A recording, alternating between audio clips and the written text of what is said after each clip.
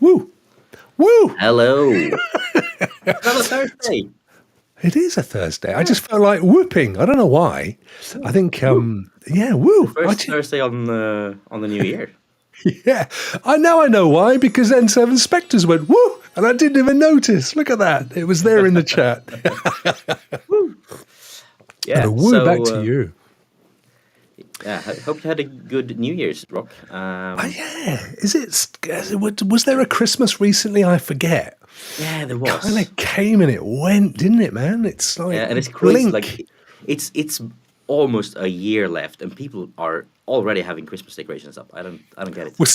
Somebody sent me a Merry Christmas for 2023 today, which I thought was well, we got a first dibs, early bird, and all that. Why not?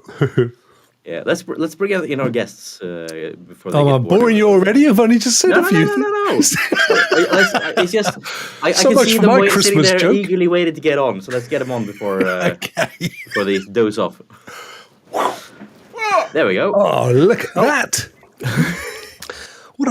Wrong button. What happened? What was wrong with that? There we go. It's okay. Choco's only. It was him playing music, and now he's got drinking beer. He may as well swear and get it out on the table, and we'll get the full channel closed down. Oh my gosh! You can tell these people that stream on Twitch, can't you? It's holy water. Yeah. It's only holy water. They haven't got a care in the world. It's a different world out there. The first day of first show of a new year. Hope you've all had a great time. And did anyone here get anything good for Christmas this year? I got the shirt. He did. I guess not. That's a negative. I like the silence. Actually, good. I'm wearing right now. None of you fell for it then. My wife bought me some singing lessons. But wasn't that last year? No, that's this year. Well, the last year as Christmas was last year. But, yeah, but I asked for Christmas this year. Christmas for this year hasn't been yet. I got you good. I'll get me coat.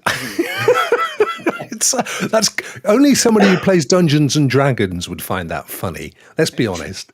That was a real nerdy joke. To me, an SPG and Ninja then. Yeah, everybody but me. Yeah. I'm actually wearing the Christmas present I got. The Astro A4. Nice. Oh, nice. 10th generation. Very nice.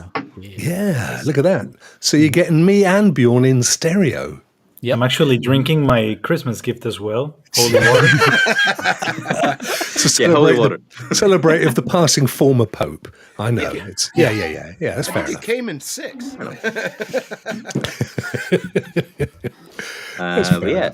So obviously we have our lovely guests here today, apart from me and Rokk. HOULTS is unfortunately not here. He is sick with COVID. Yeah. So I hope he's back on his feet soon, but COVID can be a real drag too. Well, he had a flu virus thing, if you remember. He had that before Christmas. He wasn't too well. And then he's been in bed since over New Year's. Bless him. So it's been a while, yeah. Hopefully he's back on his feet soon. But in the meantime, we have a lovely panel, and not just my ugly face and Rokk. We have, of course, none taken. Spectres. Hello. Welcome to the show. We have SPG with a massive green screen behind him. We have Ninja Guy X. Hey guys! Woohoo! I should be whooping. Yeah, whoop whoop. And we have Shokotoko. Hey guys! Yo. Happy New Year! Yo! Choco. So I mean, we've got several countries representing here now. We have France, we have Canada, we have the UK, the US, and Sweden. Yeah. So, and Colombia. I'm actually Colombia. Yeah, technically Colombia. Yeah. It's a global podcast, which is kind of amazing. Yeah. So how are you guys? How's everyone been? Good. I just came back from holidays in Colombia, back to Paris, full winter, so it's quite depressing. Oh. Yeah, I can imagine. Well, I Charge live you in to North drink. Dakota, so 30 degrees every day, barbecue, swimming pool, and now it's Wow. drinking holy water Yeah. in the cold. Oh no. Yeah, Is it life Is changes it quickly. snowing where you guys? Any of you guys? William, you had some snow, didn't you? oh You yes, you we still always got have it. snow. Yeah, we Yeah. still got it. Didn't go anywhere. Have you? Yeah. We didn't. We've gone up to autumn, spring temperatures in the UK. It's ridiculous. Is it the same in France, Choco? France, and they're panicking Yeah. in the Alps because the ski resorts don't have any snow, Yeah. and yeah, they live out of these things. They're waiting for winter, so it's a bit concerning. The whole situation Yeah. with the weather. Yeah, we have -6 in Stockholm right now, so and snow. So Well, Do you? we had Yep. negative 35 for a whole week. Yeah, And I- the middle and of I the was- center there, it's And crazy. I was talking to an old timer, and I said, "Hey, can you believe that?" And he goes, "Yeah, it's only the second day of winter." I said, "What? You mean the second day?" Yeah. Wow. We got a long time. We're gonna be cold Yeah, for a little I don't while. know why, right? That Central America just got that super cold weather compared to the east side this nowadays. I don't know what's happening, but that's crazy. yeah, and I think like Sweden and I think also I'm assuming also like Finland and Norway, we like I think the prediction is that we're gonna have massive snow and minus several like up to I think up to -30 in some areas. So like for the next like month. Bikini weather. What happened is there was a over in Siberia where it's always frigid. Some kind of jet stream or something pushed all that cold all the way to the lower 48 states. So all the way to Texas, they got a big chill. And a lot of those states aren't prepared for that kind of stuff. So. No. Yeah. I mean, we here in Sweden, like we are prepared for snow. Like Stockholm is prepared compared to most of the rest of the world, but compared to the northern part of Sweden, we are like even they go like seriously, guys. Because I mean, whenever there's always like when the first snow hits, nothing works in Stockholm for like 3 days every year, and it's like we know it's gonna happen. We know it's gonna happen in like late November, then it's all gonna go away and come back late December. It happens every year, but still, everyone is always surprised when it happens. Wow. And like the people up in northern Sweden, they're always like, "Oh, come on, guys! Like, that's not winter. You have spring right now. When we're like, oh, it's cold. We're like -2, spring weather. Seriously, No, it's cold some of where these you places- have permafrost. yeah. I mean, some of these places in north, like Yuka said with the ice hotel, they average around -15. I think the whole winter. Can go down to -35, so Wow. and that's Celsius. So That's it. Well, there's your weather news, guys. I know that's what you tuned in for. Thank you for that. but guys, before we jump into the news, and there's some fair big news. Rokk, do you want to mention your giveaways because you have 3 going on right now, right? Well, two big ones, and then the dailies. So yeah, very very quickly because we're not here to promote me on my own channel. Why would I want to do that? There might be someone in chat who hasn't entered those. So This is true, yeah. So I'm looking up at the screen up there. By the way, it's not. I haven't got like an astigmatism or anything. There's a screen up here. Yeah. So why are you looking at me? Yeah. Need that video feature. It's Recorrect weird. your- A really good friend of mine has one, and I'm talking to him, and it's just like he's looking over here somewhere, and it's the weirdest thing. And he's not; he's looking at me. So yeah, we have Forspoken. That's this month. So there's a big game every month. Forspoken PC this month, plus 30 days of GeForce Now 4090 if it's available, or 4080 if it's available. Is it 4080 or 4090? 48. 80. yeah. That's right. See, William's got the 4090. He's got the extra inch. It makes a difference. Well, I'm hoping. I'm hoping. At least it made a difference when you build your PC because I'm guessing it's huge. You get it slammed in that door, mate. I tell you that. The fan goes and you've had it. That's coming out. That's the 24th of January. That one. That's when it goes live. So that's the draw. And then next month we've got Hogwarts Legacy. Yeah. That's warts on the back of a hog. So that one's February the 23rd. You can check all this stuff out if you go to rockshow.com and click up on giveaways, I think it's called, and it's got all the info in there. That's all you need from me. There's other stuff, but I don't want to bore everybody. They've just had it from the weather. We've already lost 12 people. We only had 4 in the first place. Right, but SPC, let's start with you. What have you been up to in the since Christmas? What have you been playing? I grinded out about 60 hours of Days Gone and enjoyed every minute of it. I'm running around in the end game now, trying to clear all the little stuff they had like all the zombie hordes or freaker hordes and markers on the map and stuff. But that's all that's left. So, man, I wish we got a sequel. I really do. I wish they gave us more of those. Because to me, the story was better than The Last of Us. I know that's blasphemous to say. Yeah, but I agree. Wow. It's the emotion, if you can get in the mindset of the character and enjoy his journey and put yourself in his shoes, like all the stuff he goes through is pretty amazing. Pretty amazing. Deacon's a hell of a character, isn't he? And who is it we discovered does the voice for it? Somebody Sam Witwer. He's the same guy who does Darth Maul in a bunch of the animated shows. Oh, that's cool. Yeah. I tweeted him out. I didn't realize they were already making a show based on it, and they recast him. But I tweeted him out, and I was like, "Hey, I'm playing your game. It's a masterpiece. How about a live action?" And he liked it, but apparently he's not going to be in it. But his bank balance didn't like it as much. No, exactly. I'm sure I'm sure they'll at least give him a cameo. But I hope so, because he's a hell of an actor too. He was also Starkiller from the Jedi game, so a long time ago. Force Unleashed. Force Unleashed, yes. Yep. Good one. Series. Good series. Yeah. Okay. Yep. So that's about all I've been playing. Played a little Battlefield today with Ray. That game's amazing. Yeah, that's always fun. Yep. Ninja, what about you? What's been your game of 2023 so far? Yeah, so during my vacation, I've been working through Final Fantasy VII Remake Integrate using boosteroids.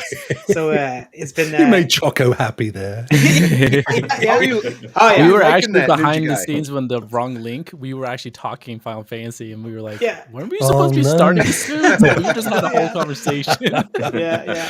Sorry, SPD, what did you mention about... I was just wondering what you thought of the game. I haven't played it yet. I played the original and loved it, but I'm pretty hooked. It's pretty amazing. I'm not used to play lately. I haven't been playing a lot of longer games like that, and that one's keeping me hooked. It's very polished. The cutscenes, there's a very big budget on this game compared to other games story wise. If you don't count the main PlayStation titles like God of War and Original and all that, it kind of matched this type of storytelling. So it's really amazing. Nice. And 7. need to jump in there. All right. I've been playing Marvel's Midnight Suns, and this Saturday I will be finishing it up officially. And every week I've been playing Ark Survival. So those two games I've been sort of swapping back and forth. Yeah, I've heard really good things about the ending of Midnight Sun. So I'm just 5 hours in. So I've got a long way to go. I've clocked in about an hour, 105 hours already. Wow, man. That's impressive. So what I'm doing right now is I'm doing a dark playthrough, and then I'm also doing off stream a light playthrough, and then doing compilations as I go, so people can see the differences of the options. It's actually very extensive. That's a lot of commitment. Oh, really? Oh yeah. Yeah.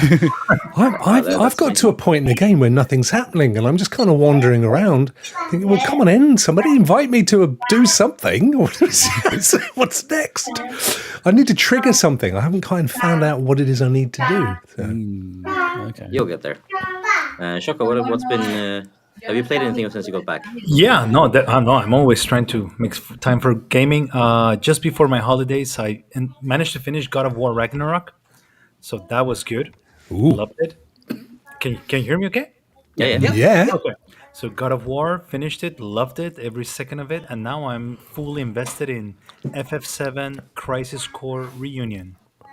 Is that that's the new one? That's the new one. The rebuild. Well, not the new one. It's another remaster. Yeah. But still, it's from the PSP, and it's nice. It's an amazing game. And Have if they you play added at Have the they added 7, new content, Jock, or is it just a kind of a refresh look and feel? Or I'm only 10 hours into the game, so I haven't reached the point in which, if they do a different spin on the story or. yeah, But They haven't brought anything new, and that kind of lowered the score of the game because of that, right? yeah, But it's still an amazing game. Like when the PSP game was so good back in the day. yeah, it's a classic. Yeah. But I was hoping to see something more with the new remake that has a whole different plot and a whole different twist on things. So, yeah, we'll see. But I'm loving it. yeah. So with the remake, did they have to revamp the combat system, or did they keep the original? No, they revamped everything. Oh, really? Okay. All Yeah. right. That's They a lot of have work. Impressive. I highly recommend best 200 hours invested of your life. well, you can pick it up. 200. You can No, I'm pick kidding. up. I'm kidding. You could go for 200 if you want to. Say, you can pick up Final Fantasy remake for $44.79 on CD keys Oh, sweet. for the EU and UK. Yeah, but you play on PlayStation, don't you, Jock? Yeah, yeah. Today there's a lot of promos on PS5. I don't know if any of Are you there? guys. I was just telling Ninja and N7. I got The Last of Us Part 2 for €9. Wow, Yeah, that's only- a deal. Yeah, Because that's still only available on PlayStation anyway, isn't Yeah, it? Yeah. So I wonder if that's because it's about to make its debut elsewhere. Well, I I think got it my might copy. be- Huh? I don't care. Yeah, I bought it as well. I think I bought it. That's good. I feel like I have to ask since last time you were on this show, Shoko, you hadn't tried cloud gaming, right? Have you tried I'll it be since? honest, I couldn't. I started, but I changed jobs, and with the you have to time baby it. plus the new job, honestly, I didn't Do you want know to put any. that's as bad as the hamster ate my homework, miss. No, I mean, I swear to God. that was the weakest excuse I've heard all week. I tell you what, a D minus. honest one. Get to the back of the class. It was an honest excuse. Huh? I'm being completely honest. I didn't have a lot of time, and I really wanted to finish. Or Ragnarok. inclination. I swear to God, I wanted to finish God of War Ragnarok before traveling to Colombia, so I could be like my conscience would be. I could sleep at night. That's fair. And we would never want to deny you decent sleep, mate. especially with a Yeah, baby, especially with a small Yeah. baby. Yeah, you Everything don't get counts. decent sleep it's- anyway. With so it's definitely. tough. It's tough firing cloud gaming up. It takes a lot of energy. So it's all fair. Internet in Colombia is not that good as in France. So, Actually, that would have been interesting to see if it worked in Colombia. well, I'm going this yeah. year, so we can do a demo. We can do. Oh, Yeah. nice. Yeah, So that's I'm what you- looking forward to hearing your I promise. report on how I cloud have gaming that in works my for you. radar. I haven't forgotten. yeah. Do it from a jungle, though. Don't do it from the town. Get into. Yeah. I want to see sloths and monkeys and stuff, and Yeah. I want the Myself whole dressed as thing. Tarzan, and we. Yeah, I think isn't Xbox Cloud Gaming available in? I'll call my wife Jane, and we'll You could just get start you could get swimming. Baz in as the chimp cheetah, couldn't you? Yeah, cheetah. I'll have my pet crocodile by my side. So I was thinking we were going to jump into looking forward on what's coming later this year. But before we do, I think there are a couple of news stories we can go over. So without further ado, let's do that. Let's switch the screens. Bon année. Is that correct? Is that how you say Happy New Year? Bon année. Damn it, we haven't fixed the. Oh no! Go back and I'll sort it out. Yeah, I'll go back. Don't worry about. I didn't know Holtz was here. Did you see him? Yeah. Did you see him there? Holtz has been here now. Good. He snuck in. He snuck Yeah. all the way in. Right. Snuck in. Yeah. This is that's the thing about this system. We need to assign these speaker slots to each of you, and for each screen. We could use the dynamic screens, but then Yeah. the work that Rokk has put in to make these lovely static like pro screens would have been to waste. So let's not do Yeah. that. Yeah. In the meantime, you mentioned that obviously who here has seen the GeForce presentation from CES? I saw like half of it. Well, that counts. I saw the good stuff. Yeah. Yeah. I saw the You whole might have missed one presentation. part at the end there if you didn't watch the whole thing. But for the most part, it was all the good stuff was in the beginning. Guys, obviously technology I don't announced- know. really I don't know fun. that forklift accident thing at the end was pretty interesting. You know, just That's saying. true. That's true. Yeah, it was exciting. I missed that. What was the technology is forklift really thing? What Yeah, happened? now we need to. Yeah. The that. Omniverse stuff. You got to check it Yeah. out. It was kind of funny. Oh, really? Yeah. Technology nowadays is really fun to watch. See how things have progressed and all that. It's Yeah. really fun. One of the things I noticed was like they announced a new feature coming to NVIDIA Broadcast, and I was like, Oh, the eyeball realizing, thing, yeah. yeah, I was like, because it was like realign your eyeballs to look into the camera, which we usually Yeah, I don't do when we love do that. video calls. And I mean that's something that they showed off. I think it was 3 years ago as like a science tech thing. Like, look at what we've accomplished with AI. It's not a product, but we've made this. It's cool. Research, and now it's finally made it into product, which is really cool to see. Very nice.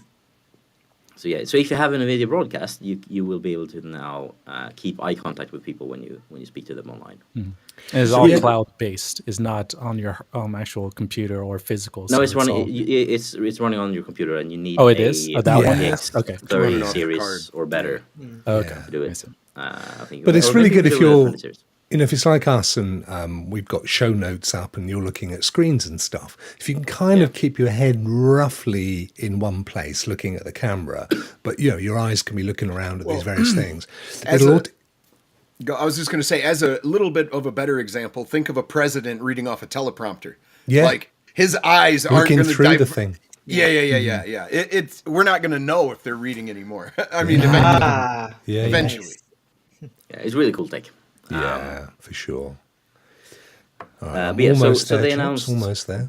I know it's. So obviously they announced a couple of things at CS, with things like the new Ultimate tier instead of the 3080 tier. I think that was, like, or honestly, like, they didn't. That's what they announced. To be honest, there were some other things mentioned, but the big announcement was the 3080 tier will be upgraded to what they instead call the Ultimate tier, and with that including upgrading the rigs for at least to at least as we assume when it's actually needed to a 4080 instead of a 3080. So Yeah, to the 4080 pods. They also discussed the 4070 hardware, 4070 Ti Yep, that was going to they be did. released. Oh, right.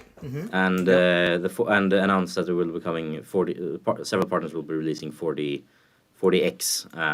series laptops as well. Yeah. And one of those, like some of those, that was announced like a few hours later by Asus, for example. And I mean, Asus announced they basically took the Surface and like made it a little bit thicker and put in I think it was a 4070 in essentially a Surface Microsoft Surface tablet. It's insane. Impressive. Yeah. Well, what's really The price is interesting probably equally insane, but is the performance, is the type of performance they could possibly get from them. But you do have to remember, it's not exactly a 4090 or a 4080 or a 4070 that's going into these laptops. They're cut back, trimmed down, Yeah, it's a mobile version, trimmed and down. the power is way lower. But it should still be like super significant for mobile people. I mean, it really oh should. yeah, Yeah. definitely. So some really cool stuff coming. That's a good. That's a good point, William. Because I bought a laptop recently, had a 3050 Ti card, and I thought, oh yeah, brilliant, that'll do. That'll be, it had the same CPU as I've got in this 3080 rig. I thought 3050, it's a great card. It's got a decent amount of RAM. Rubbish at editing video. That's largely why I bought it. It was just stuttering like anything, because it's they give it the same name, but it ain't the same stuff.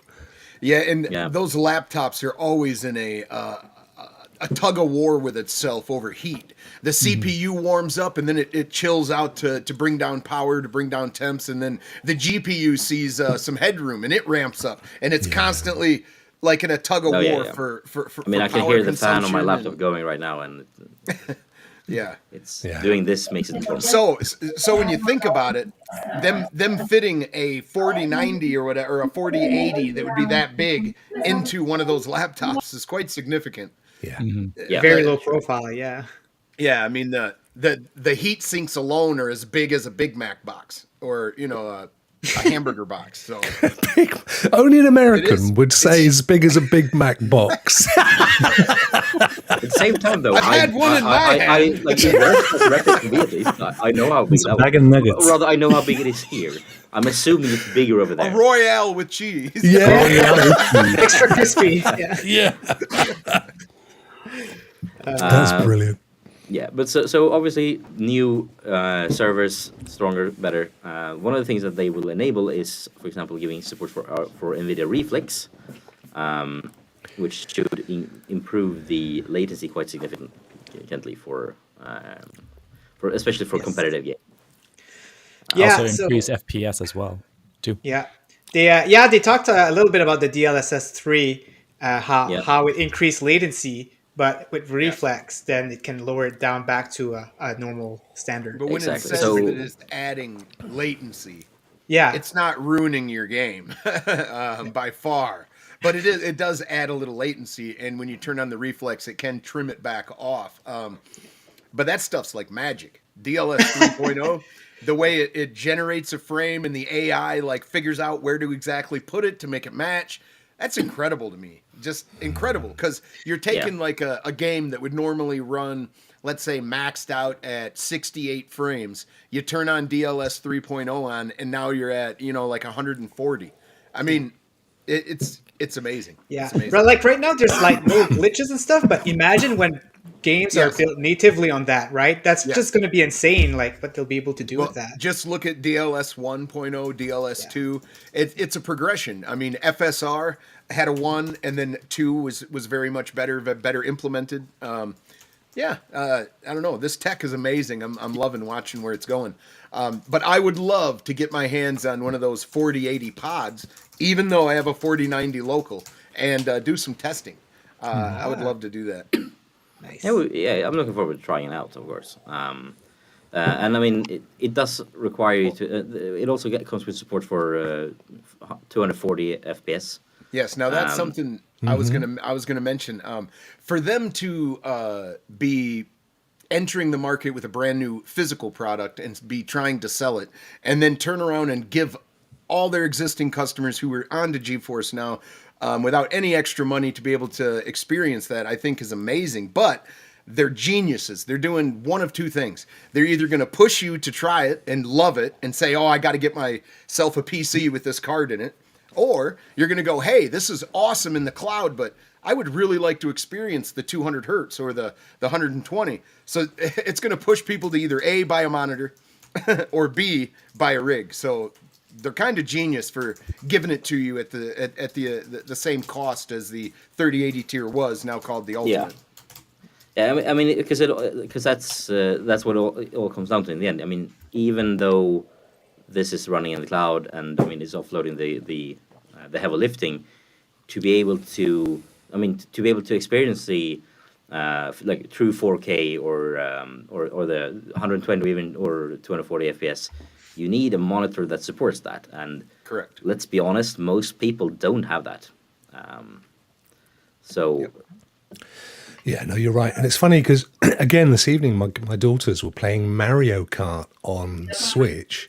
And, it just blows me away. It's 1080p, and it's just stunningly sharp. The colors 1080p on are a 4K amazing. screen, 4K TV, I'm assuming. Yeah. Nintendo can work some magic all the way back to the Super Nintendo. When you'd see Killer Instinct, or they're just really good at what they do. Oh, Tetris was amazing, huh? Yeah. Yeah, those pixels. Yeah. Yeah. The anti-aliasing on Tetris was just something else. The accuracy on the corners was amazing. Just Wait beautiful. till you put RTX on. Oh my gosh. I kind of want that now. Or Tetris with RTX. Make it happen in the video. Got to be done. Yeah, and so I can see what is wondering if the priority subs will be bumped up to better performance. I don't think so at currently, but maybe down the line. And then the question is, what will they do with these 3080 tiers, right? If they don't get bumped to these cards. I think that it's going to be a gradual process as as further rollout for the 40 series. What they're doing I'm is starting to think you and that Bjorn, something you mentioned behind the scenes, and you too, Rokk. I think that's what they're doing. I don't think you're going to know what you're playing on. No. Technically, I really don't. I mean, when you go to play Portal with RTX on, and you have the option to turn on DLS3, you know what you're on. Yeah. But other than that, I'm not sure you're going to even know. No. You know, I mean, you fire up a game that now the perfect solution would be we'd have a 4080 for every title, but a 4080 isn't needed for every title necessarily. No. So I don't know how they're going to actually do the juggling. Half the titles I play. Yeah, I mean, I don't know how they're going to juggle it, is what I'm saying. Maybe they'll. Oh, sorry. Go ahead. It would be good if they gave it to the free tier to let them experience it, but I'm not sure that's the direction they're going to head either. So it doesn't seem like it. So what I know is that the the priority tier is going to be using 3080s, but virtualized to 3060s, I believe. So I don't know how many 3060s they get out of a 3080, but it's going to be at least 2, I guess. So they're going to probably get repurposed for that. But like William was saying, if you go now, I mean, I've my account has changed to say Ultimate, but I don't know whether I'm actually getting Ultimate or not, because when you look at a game, if you go into, for example, I went to Valhalla earlier and I ran a benchmark test. Now, in the old days, it would say what flavor of card you were, it was benchmarking. Now it just says NVIDIA GTX or something, or GVX. So, you know, you've actually got no way of knowing. And I suspect that the 4080s will be used for games of the future with DLSS 3. I mean, having said that, Portal RTX, which is coming this week to GeForce Now, has DLSS 3. Yeah. So, you know, I presume that's going to run on 4080s if that's what you've got. But now I think it can run on a 3080, but without DLSS 3.0. So it's possible they implement that at first, and then when the pods get rolled out, as well. Like, you know, if you, for example, are playing on a 1080p screen, then there's no point for them to push the. Then they can probably run it with take one 4080 and then split it to 2 people doing that. Well, you think that high frame rates are hard to achieve, but they're actually not. In 1080p, you can get up to 300 to 400 frames in some games. You're usually CPU like bottlenecked or whatever. Yeah, so if they then take one blade, split that blade into two sessions, and then they're good to go. And I think that's also why they rename it from, instead of being renamed as 4080, it's going to be Ultimate, because it's then just. I mean you're going to get, and then they say, oh yeah, we don't have any free 2080 series blades for the priority tier. Right. Let's just give them a 3080 because it doesn't matter. No one will know. No. Well, it's possible they wouldn't. the 240 frames per second is only going to happen on a 1080 anyway. You're not going to get that on any of the higher speeds, any of the higher graphics resolutions. So, but I mean, what they put in the pipe.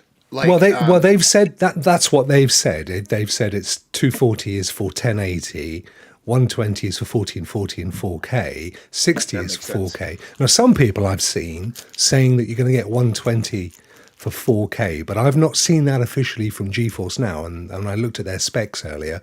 It was very much talking of 120 for 1440, which is pretty much what you do now. That's what I always play. Yeah, that's the setting they let you you choose. Yeah. If they'd let you do 4K 120, that would be brilliant, because the 4080 with DLSS, either 2, 3, or 1, could definitely do those frames. You know, fairly easily on everything. Yeah. So. Yeah, for sure. But it's a little bit confusing, and they've I know quite a few people, particularly even ambassadors, have put out videos and tweets and things, and had to retract some of the stuff they've said because Rokk, it was confusing, and for a lot of people, they show you the 4070 when they release the hardware, and they go, "Hey, look at this card! Look at how great it is! It's 1 times better than the 3090." It's not. They're trying to show you performance with DLS3. DLS3 is voodoo. Yeah. It's not raw performance. If you turn it all off and this is the frame you get, that is the raw performance. They're not giving you anything close to that. They're turning on DLSS 3 and then giving you those numbers is what they're doing. Yeah. And I mean, it's also a matter of like, I think for most people, like most of their customers will probably try it out, realize, oh, the Ultimate here is better, but I don't use it enough to warrant the extra cost. I think like the priority tier is an incredible value for anyone who plays solid. PC games, period. But they're genius, because the people who are curious about that 4080 are going to pay. The people who are curious about the high frame rate are going to pay. And they might turn around and actually buy a rig, or they might turn around and go, man, I really need that 120 that's monitor. what it's about. I think announcing the Ultimate and doing all this, it doesn't really change anything for them other than making a statement that they're in this for the long haul. And I think that, and I think in this day and age that matters. But I think it doesn't really change the needle for long haul to them is money. If they're selling cards, they don't care. It's not about the cloud for them, sadly. And I don't want to like hurt anybody's feelings, but they're actually pushing PC hardware. They want to push people towards PC. If they enjoy what they have in the cloud is just a bonus for them. I really think they want to steer people to the tech. And see, that's an interesting point, William, and something just occurred to me, and I don't know, is why I'm asking you, because I think you always have some solid thoughts. One of the biggest complaints made for GeForce Now is that they don't get all the games, that they don't have all the AAAs, that that they maybe get 1 in 5 or whatever. Do you think it's in their interest to not have all the games, on the basis that if they want to sell cards and they want to sell hardware, they'd rather that you just think, oh, what the heck, I love this experience, I can't get all the games, I'm going to go and buy a PC, but make sure I've got the 4090 or the 4080? Or am I just being cynical? No, that could very well be. It's very hard to tell. I think it could be, but I don't, like, at the end of the day, I think it's more like, I think the way that NVIDIA sees it is probably more a case of I think it's a win-win. We want everyone playing PC games because that's where we make our money. And if you don't, or if you're not in a position where you want to or can buy a rig, then we don't want to lose you as a potential customer. So then instead they let you do it this way. Well, the reason that's hard to answer for me, Rokk, is because they used to have everything. They used to have absolutely everything because you already bought it. All you'd have to do is log into your associated account, and you were gold. You had anything that was available, as long as it wasn't just strictly mouse and keyboard. I think that was locked at first. That's a really good point. I mean, that does play towards what I'm saying, that it's actually in their interest not to be too worried about having access to all games on the system. Maybe that was their model all along, and that's why they didn't blow a stink about losing all their titles. I mean, it's just something to think about. I don't know, food for thought. Indeed. Yeah, but then again, they also have this. I mean, NVIDIA, the whole corporation they still have a great relationship with a lot of these companies, and they probably, like, if one of them says like, we're gonna switch to AMD tech if you don't, if you don't remove your games from GFN, because we haven't approved that, they're just gonna say, yeah, sure. Yeah, and to be fair to GeForce Now, I mean, the companies were very public. Studios, developers were very public about pulling their games.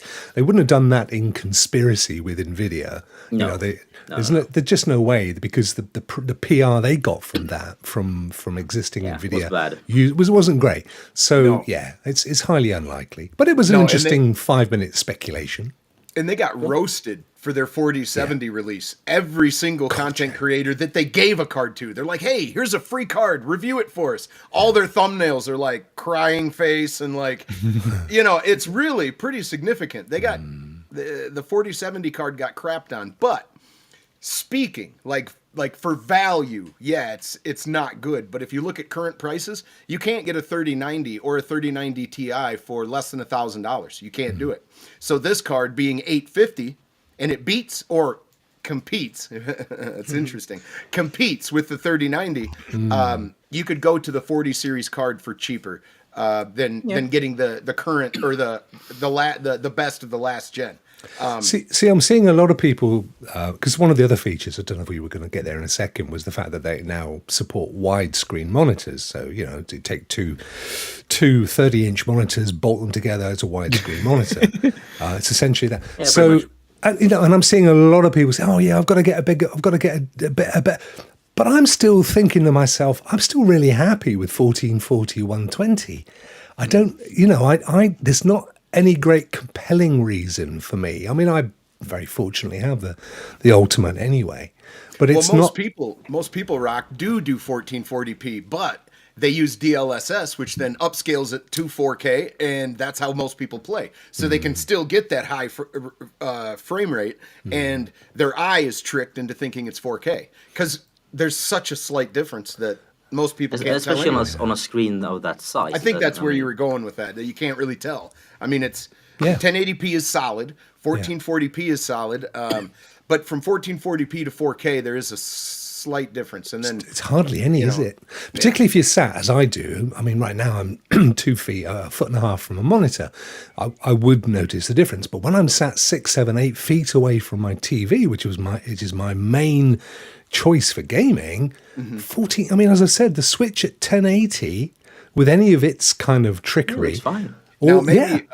maybe that will change when they get actual super good 4K and 8K assets into the game. Maybe that will change a little bit, but until then, yeah, that's true. And of course, the Switch. I mean, they've perfected the art of the kind of 3 colored characters, like in Zelda, where it just looks great because it's fast moving, it's colorful, and you don't notice that actually there's no great 4K texture, and you don't miss it either because that's the animation, that's the style of the design. Aesthetically, it kind of works, isn't it? Yeah, and if somebody wants to see what a big difference is with frames per second, even at 1080p, check out like Ori and the Wisps or whatever. The higher the frame rate, the more of the original animation that the art director wanted you to see. Like it's really neat. It's really neat. Yeah, that's a great looking game as well. Yeah, Rock, as you were saying, people were talking about getting the wide monitors. I'm laughing to myself because I'm still on the 1080 monitor. same. I'm using the because I have my 1080p eyes on the speed I got from work. 4K upgrade. Because I've been doing this for like 10 years of just 1080. Yeah, but to be honest though, Spectre, I mean, I've got a 4K monitor that right now I've got our system running on, and then on the left-hand side of me, I've got a 1440 monitor, and that's the one I do all my gaming on, not the 4K, and they're sat next to each other because I'm getting 165 hertz 1440 on my gaming monitor, which is 120 hertz through GeForce Now, and it just looks great and it runs really smooth. I've no need for the 4K. I've actually given a 4K to my daughter. I had 2 4Ks running. I gave her one and bought myself a 1440, and that's the only one I use. I just don't think there's a great. I mean, people that are buying 8K monitors and 8K TVs, what the hell's that all about? Because you ain't seeing that difference. No, and just not bad 4K. 8K, I'm just like, no, I don't. And I feel bad for the people that bought 8K because by the time 8K does come out, the TV they got ain't going to be standard. It's just exactly. not. Look at HD and then UHD. Oh, you mean there was a big run, wasn't there, on 3D? And TVs were coming out with 3D specs, and I mean, what happened there? People were investing in that stuff. You just got to be so careful not to get sucked into the latest thing that you don't actually need. The marketing speech. Right here. Exactly. Yeah.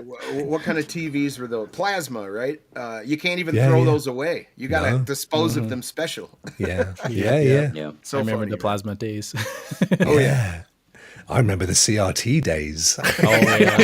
Having to have like 8 people lift up and help. Oh yeah. Oh my gosh, I had one of those. It was insane. We had I think we had a 40-inch CRT. That was heavy. My dad had a 55-inch wood one, and it took it was like a barn raising. 55-inch wood? It was like a barn raising. And there goes the monetization for this one. 10 people to help get that thing in the house, man. That was insane. Yeah. So heavy. I remember these days. And they were perfect for winter, huh? Because they would heat up everything. Yeah. It would be great this Well, I day. mean, I have my So personal true. heater right down there, my computer, so I'm nice and warm in the office. The format wars. That's basically what I'm getting at, Vet, is the formats. They had 480p, 480i, 1080i, 1080p, 720p. And if you happen to buy a 1080i TV, well, you're shit out of luck, buddy. because that's not the standard that they went with. Yeah. They went with Yeah. 1080p and Yeah. 720. Yeah, yeah. So it's just interesting. Yeah. I bought a lot of TVs during that period, so I know. Blu-rays aren't 4K though, are they? They can be. have They're- 4K Blu-rays, but they're Do not they? Blu-rays. Not standard. The standard Blu-ray format's No. not 4K. Is it? Was No, it it's 1080p? Yep. Yeah. Yeah. 1080. I mean, with a few extra pixels thrown in for good measure. And I believe DVD was 480p, Yeah. Wow. it was. What? progressively scanned. Wow. Remember VHS at 240 or whatever it was? Yeah. Beta, right? I've got my whole wedding is on a Warner. 240 resolution video. There's nothing to be seen apart from my Now with perm. DLS3 Rock, you'll be able to upscale that to 4K. Wow, it's funny you say that, Ninja, because I watched a video last night. Some guy who was very entertaining, actually. What was he called? VR for real or something.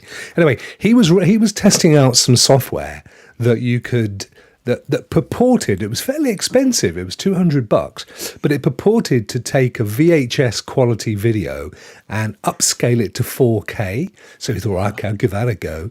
And to be fair, he went through all the different formats, but quite honestly, it was just slightly sharper. I mean, this is the problem. People are getting suckered into thinking that all this DLSS and AI and upscaling is going to... We're years away from being able to go, wow, look at that. I thought that was 4K. Yeah. Well, you can denoise, deinterlace, redo it, and if you're dealing with a turd, you're going to still end up with a polished turd at the end. Exactly. Yeah. I always remember when I first got my Shield Pro, and one of the reasons I got it was because it had this upscaling to 4K. I thought that's going to be amazing. And I ran it, and it just, I remember tweeting at the time, it's just, no, all they've done is applied an unsharp mask. It just looks slightly sharper. It doesn't look like 4K. There is a difference.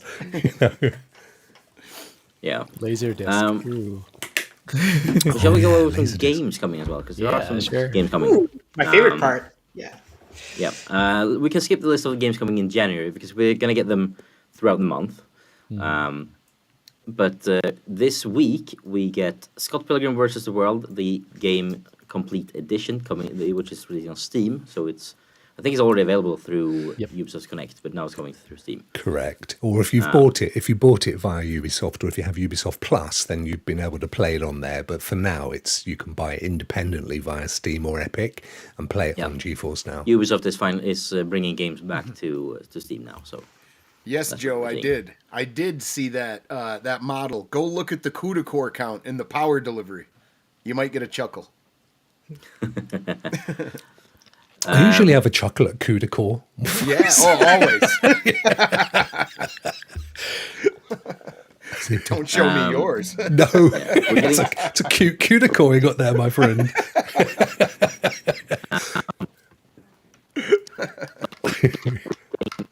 Oh, a little bit robotic there. in a futuristic carrier. Bjorn, you went all Dalek-y then, my friend. We didn't pick that up. Yeah, so Carrier Command, a Oh, yeah. real-time strategy game, where you basically play a carrier. Oh, wow. Oh, you're the aircraft carrier? Ah. No, you play as an admiral that Oh. takes control of a carrier. Yeah. Wow, that's some surfing waves right there. Yeah, Wow. that's like the Gotta Atlantic confuse waves. the skull and bones.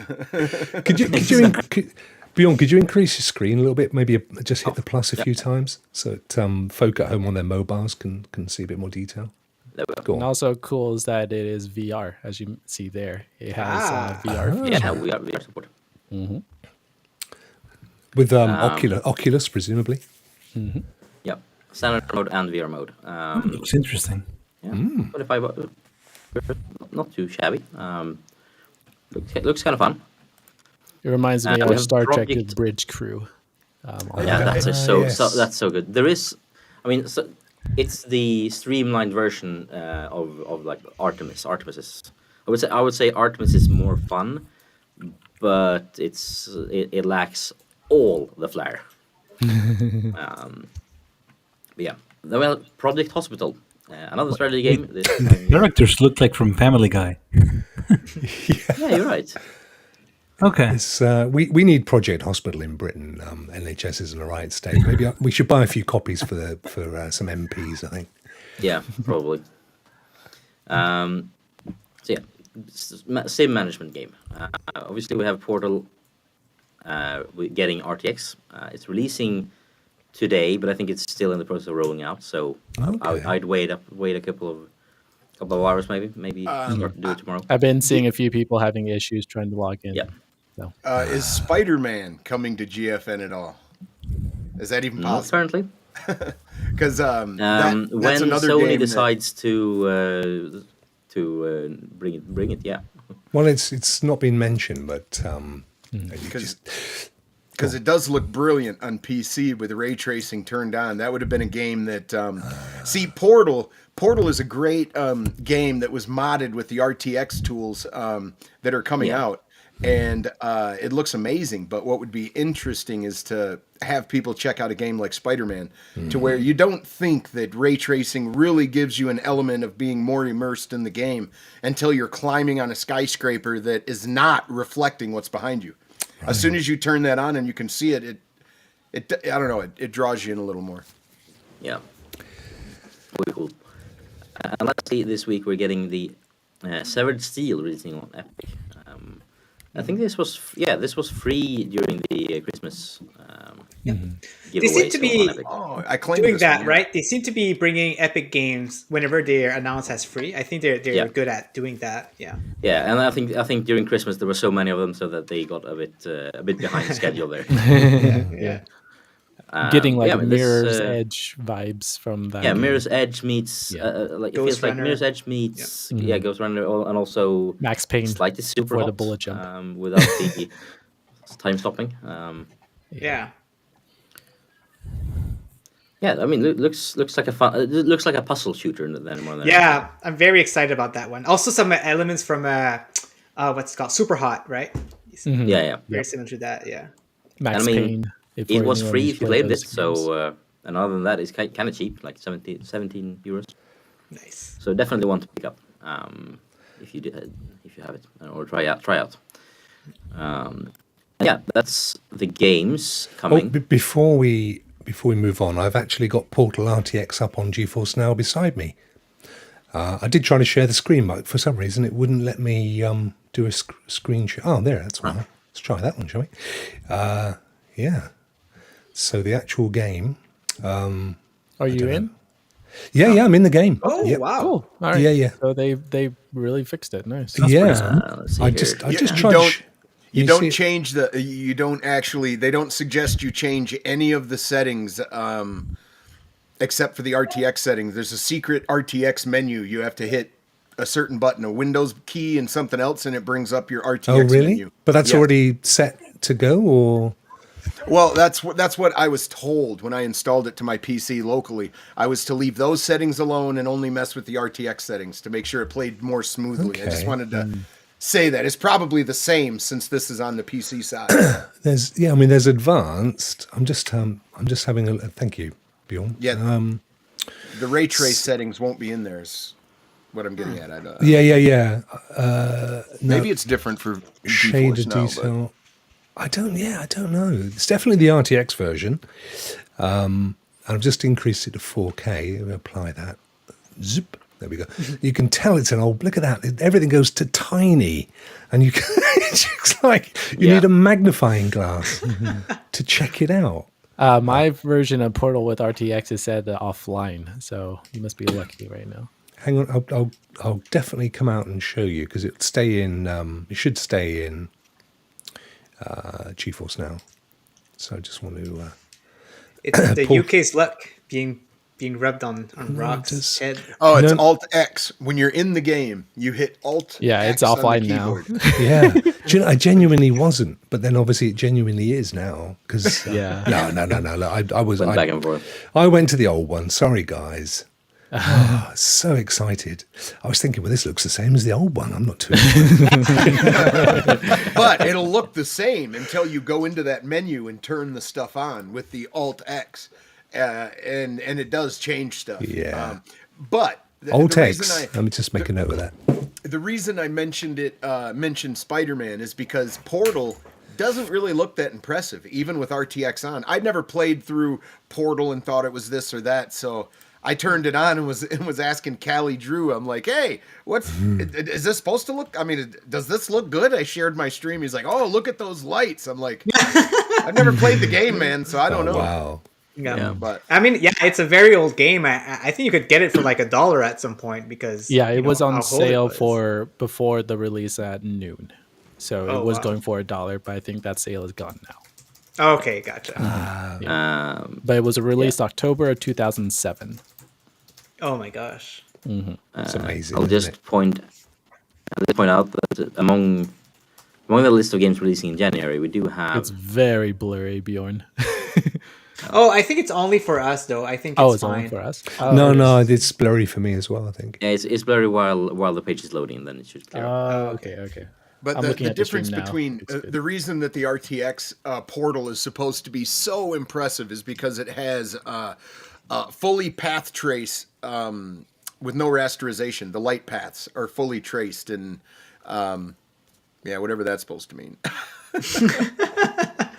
Yeah. But it does look good though. But like I said, I never played the original, so I didn't have a basis to go from. And it doesn't change a lot. But like Cyberpunk, for instance, you turn ray tracing on, and the way the light goes through the smoke that's supposed to be hanging in the air around the bar area, looks amazing. If you don't have ray tracing on, you can see the smoke, but it seems more like a fake effect kind of in the air. But as soon as the lighting, it actually makes it look like it's wafting, and it's really interesting. I've been in two minds about buying that on PC because I only ever had it on Stadia. Would you say it's worth? I would say so, yes, especially with the new updates and patches that they've done. Definitely. You didn't like it to begin with, Rock. You struggled with it, so I don't know if it would be worth it for you. I know, but I think that's. Do you know? But to walk around and look and go, ooh, eye candy. It's definitely for that. Definitely. And also, You William, use which platform, Rock? I do. Sorry. You use which platform for Cyberpunk? Well, I played it on Stadia, which at the time of launch was certainly the best of the consoles, because it was dodgy in most places. But I think partly the problem was that I went with the corporate character. Is it called corporate character? Corpo. And then I played the demo when it was on PlayStation, still is, I believe. I played a couple of hours on there, but I chose the character that starts in the desert fixing the car. And I actually felt I enjoyed that more. Yeah, I enjoyed that more with that character. And I just wonder, whether half of it is because I went to a character class that's probably just not the one I should have gone with. Do you know what I mean? Yeah, but it doesn't have anything to do with your class. It's just like your origin story. That's really all it, and how certain people treat you in the city. That's it. I mean, it should have been like a path choice or. But there's a lot of things that they missed out on, which unfortunately, I think it was kind that's of, all I'm gonna say. They had the ideas, a lot of great ideas, but then they, I think, ran out of time. Yeah, there was supposed to be branching paths, and your origin story was supposed to be significant. And it turns out it's not as significant, but Used to be with guilds, you would have to build a rep with the different factions, and then But for eye candy, Rock, it might be worth picking up. I bought Witcher 3 again, and not that I don't like Witcher 3. I played it. I think it's one of my all-time favorites. But I bought it again not to play it. I bought it to turn on the ray tracing and to look at the new update. That's it. That's what I bought it. Wow. So put it in the background. It was only $8 do the dishes or 10. Yeah, I picked it up for a similar price to be able to enjoy it. Because I haven't played the DLC of The Witcher 3 yet. They're awesome. They're awesome. Hang on. I never got around to it, and I was like, I really wanted to, and then I think I even bought the first DLC, and then I finished it. Blood and Wine was amazing. Yeah. Yeah. I bought one played of them, any of the and And the other one too, what was Stone or something? but now I'm gonna and I played it on the PS4, and my PS4 is like full with dust, and it sounds like a jet engine, and it's not a great experience. Like load times there are massive, so it will be nice to now play it on GFN instead. So it was worth it to be able to bring my save over to and just keep going from.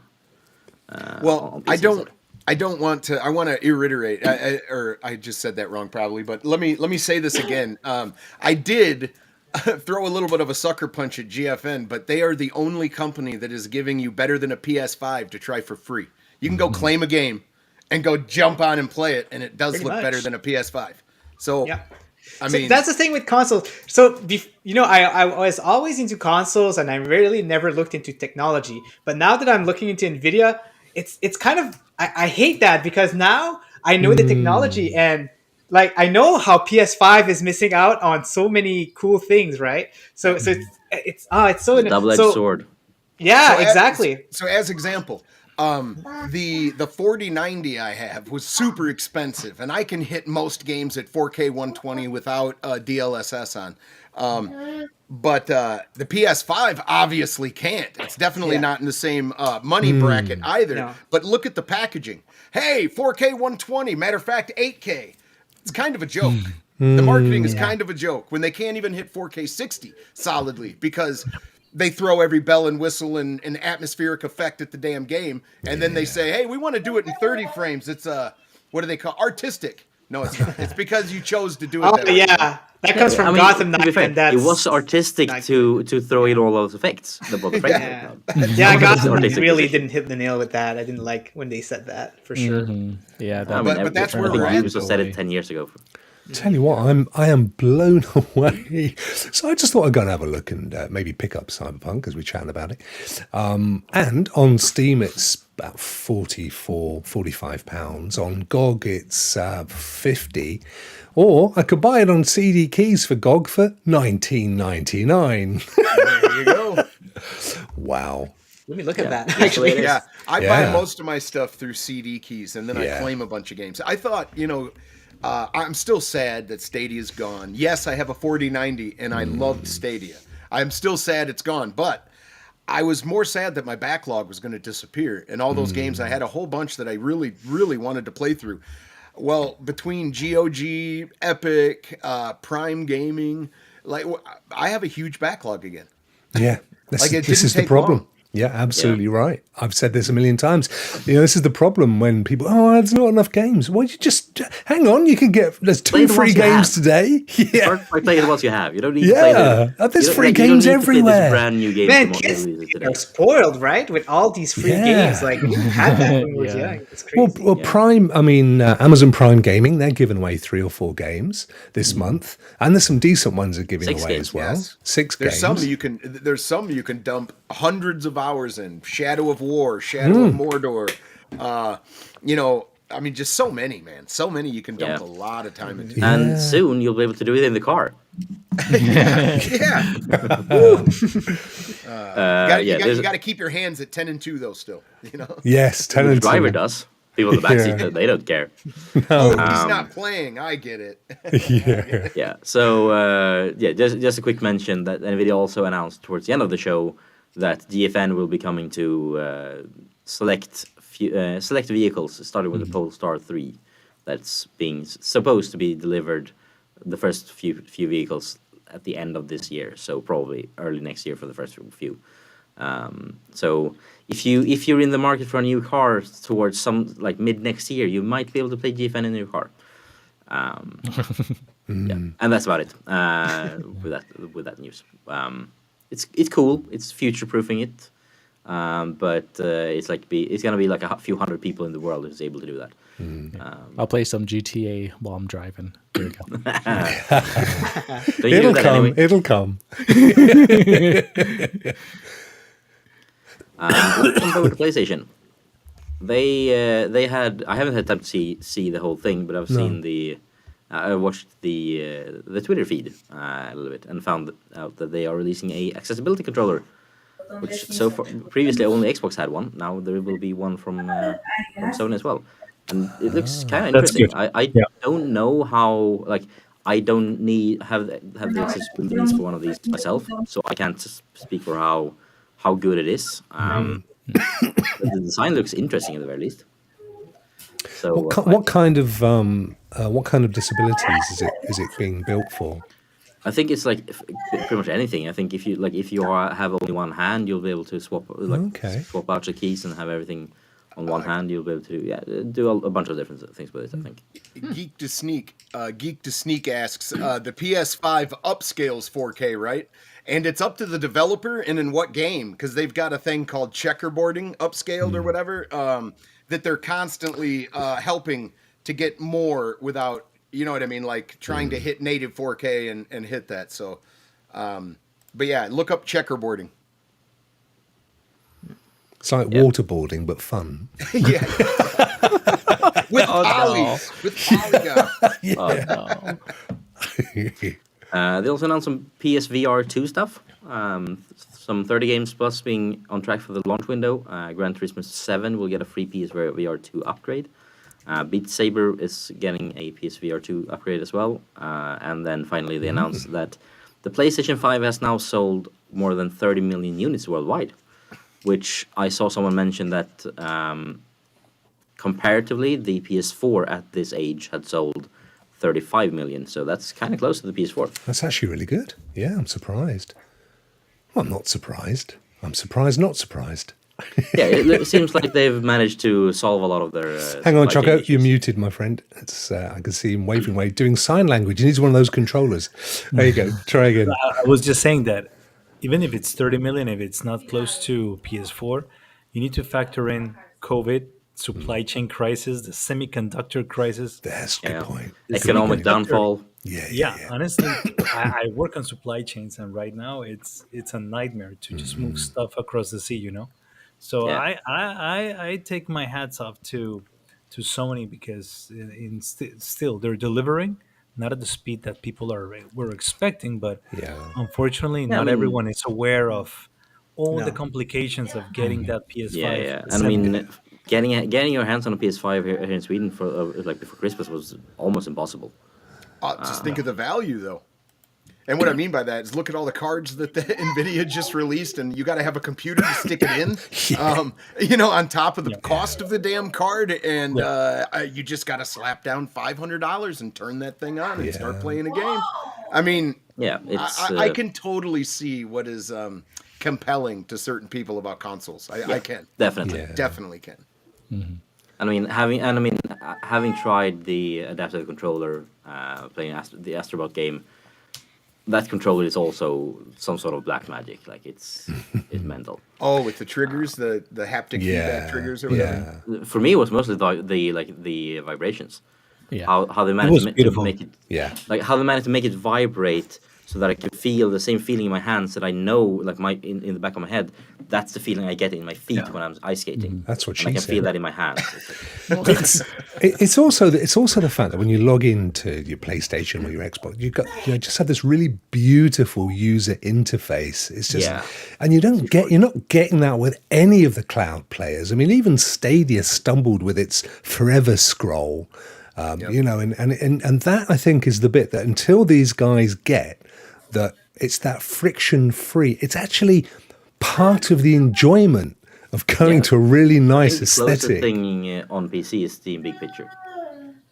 Yeah, but even that feels dated. And you go to the Steam website, and it's still fixed on a tiny column in the center of the screen, which kind of we've had responsive websites, guys, for about maybe 10, 15 years now. They call it a home page for a reason. Shouldn't it feel like home? Exactly. I mean, I think it might come down to the fact that Valve has this mentality of like, everyone do what you want to do, and I think no one wants to touch that because it's boring. Compared to the other things that they can work on.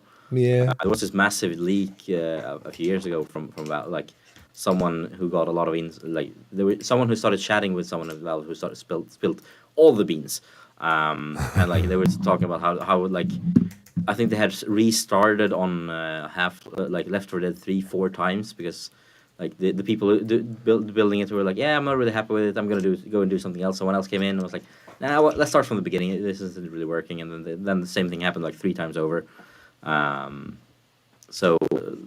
Valve seems to be. I mean, they have so much money anyway, so everyone's just like, do what you want. Yeah, giving us Steam Deck every minute during the awards, that's ridiculous. Yeah, and then they continued, didn't they? They did even more. Yeah, and I mean, then Christopher Judge came out and spoke for. Yeah, they need to give him. If they would have gave him 3 awards that night, I think all of us would have won. We all would have got a Steam Deck. I mean, Yeah. Oh my gosh. He never ended, did he? Crikey. Poor guy. I think he went for 15 minutes. my brother became a doctor. Oh my gosh. What are we doing here? It's true. It's true. That was his moment. Yeah, he's big. Yeah, He Moving on seized to- it, though. He did. He seized it. He took control of that he moment. did. Yeah. Yeah, Certainly and, did. and I kind of like him for it. Yeah. Moving on, the developers behind High on Life has first of all, High on Life is apparently the they've said that they've been really happy with being on Game Pass. So for like yet Such another a developer great saying game. that Game Pass has been great for them, which is seemingly like. I remember when they launched Game Pass and everyone was screaming on Twitter and Reddit so that this is going to be bad for developers. No, it turns out it's really good for developers. Well, what it shows is that there's a high interest in this game, and people have loved what they've played. Just So, been fantastic. It's fun. a win-win for them. It really is. It's Yeah. the biggest third-party Game Pass launch ever. It's High on Life was the most played game released in 2022 on Game Pass last. I loved it. I finished Now, I it. don't Loved know. it. Do they do some kind of market share with their games or their developers? How does this work? I don't believe so. I think that they a lump do sum an thing, initial I think, contract and they give them money upright. Yeah, and could be I've different heard, for different, but Yeah, it could be different for everyone. But I've heard, Yeah. I think Mike Well, Biffle, who works at... It'll be an interesting negotiation on the next one because this one was Hey, knocked there you out of go. the park. Yeah. Yeah, exactly. Yeah. But I think But I here's the remember question. hearing... Can they even top that, or do they want to just stick with what they have and just go with a different IP?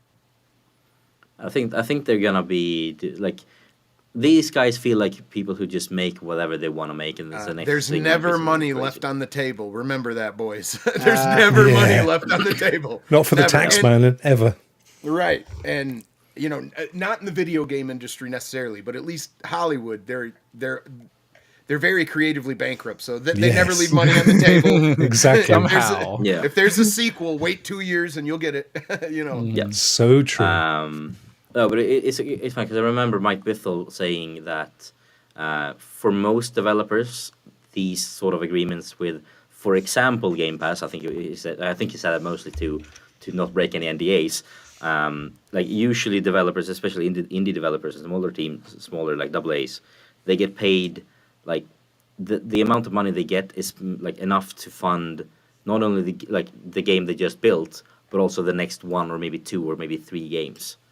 So if a budget for High on Life was, let's say, $10 million, then they maybe got like 50 million or something like that to bring it on Game Pass on day one. So and I mean for them that means they can now build two new games that are even bigger than the last one.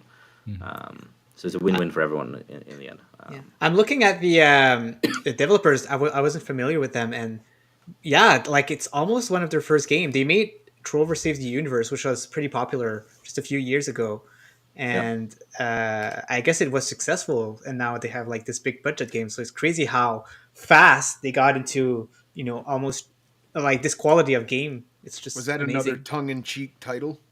Yeah, it's very similar. Okay, Very similar okay. type of game. Yeah, and I mean, what I was wondering. this is from the minds of the guy who made Rick and Morty. So Right. Yeah. Yeah. It was just a fantastic game. yeah, and staying with Xbox, the game Ara History Untold, which to my understanding is basically India. Microsoft's take on let's challenge civilization. So Yeah. a new civilization, pretty much like Humankind did. This is Microsoft's take on that. They are entering a technical alpha, so if you want to be part of that, I guess sign up to the Microsoft Insider. Oh, that Insider looks good. program. Yeah, and then you can hopefully get access for a couple of days or something. Because they said they held one earlier last year, and it got they got a lot of feedback, both good and bad, and then from that Okay. they've been working hard. So now they're doing another one to get even more feedback. At least comparing with Age of Empires, it looks really good. Yeah, no, this is more turn-based, more like Oh, like it's Civilization. okay, like Civilization. Okay. Yeah. Mm-hmm. Yeah, So yeah, that type of and they category mentioned I couldn't really get into actually. yeah, and they mentioned in the blog post like how they work with that feedback and how like they got a lot of feedback on which some things were down to the fact that the descriptions weren't good enough. The information, like the tutorials weren't good enough. Others were the tutorials were simply not there because they hadn't built them yet. I don't know about tutorials, but I'll tell you this. I love these kind of games, but the thing I hate about them is you've got like an encyclopedia of stuff to learn. Oh yeah, Like I love you that. really do. You really The do. learning curve, yeah. Yeah. You can't I mean, for just some of jump these in games, and you're start. better off watching like a 2-hour guide on YouTube Yes. before playing. Caribbean tax codes. Exactly. And two more quick stories with Xbox. The non-stop story that never stops that never starts being fun. It feels like the Microsoft's Activision acquisition. Oh, hey, we have a friend here on the show. Hang on, got an Oh, extra guest. He doesn't Someone want to can't fall sleep. asleep. bonjour, baby. Still awake, huh? Yep, unfortunately. I'm assuming Mike is sleeping there. Future gamer, right there. yeah. Yeah. He's gonna be a gamer like me. Yep. Nice. Yeah, no, I was just gonna mention the story is still like it's not happening much. They've come out. Someone come out and said that there's no substantive settlement talks happening. So I don't know if both parts so far seem to think that they can win in court and what prefer would to take it into court, or if they're gonna do a settlement. What do you think the settlement would be? Maybe it will if be they're like at yeah. the negotiating table, I wonder what the negotiations are looking like. I'm assuming it's something like yeah, you can buy like you can buy these parts but not these parts, or you can buy this but then you have to pay this much to Sony and Nintendo, and I have no idea. But yeah, it looks like they will be they will be at it for another 6 months at least. It seems like. Well, somebody's Yay. got a very rich lawyer. And Oh yeah, some lawyers. Are Obviously, getting the a lot of money out of bribes haven't went out yet. yeah, That's what they're Exactly. negotiating. The bribe that's amount. true. That's what That's it is. true. it. And the last story before we jump into looking ahead at next year, Exoprimal seems like it could be the first xCloud game that doesn't require Game Pass. That I don't know. Wait, that's Rook, the one that you get like a rain, like it's raining Triceratops and Velociraptors. But it's I not got access built to for the the cloud. It wasn't beta, built the in the closed cloud, beta. It's really correct? fun. No, the- but it's listed as console and cloud. And but cloud. It's not. But it's not gonna coming come to Game Pass.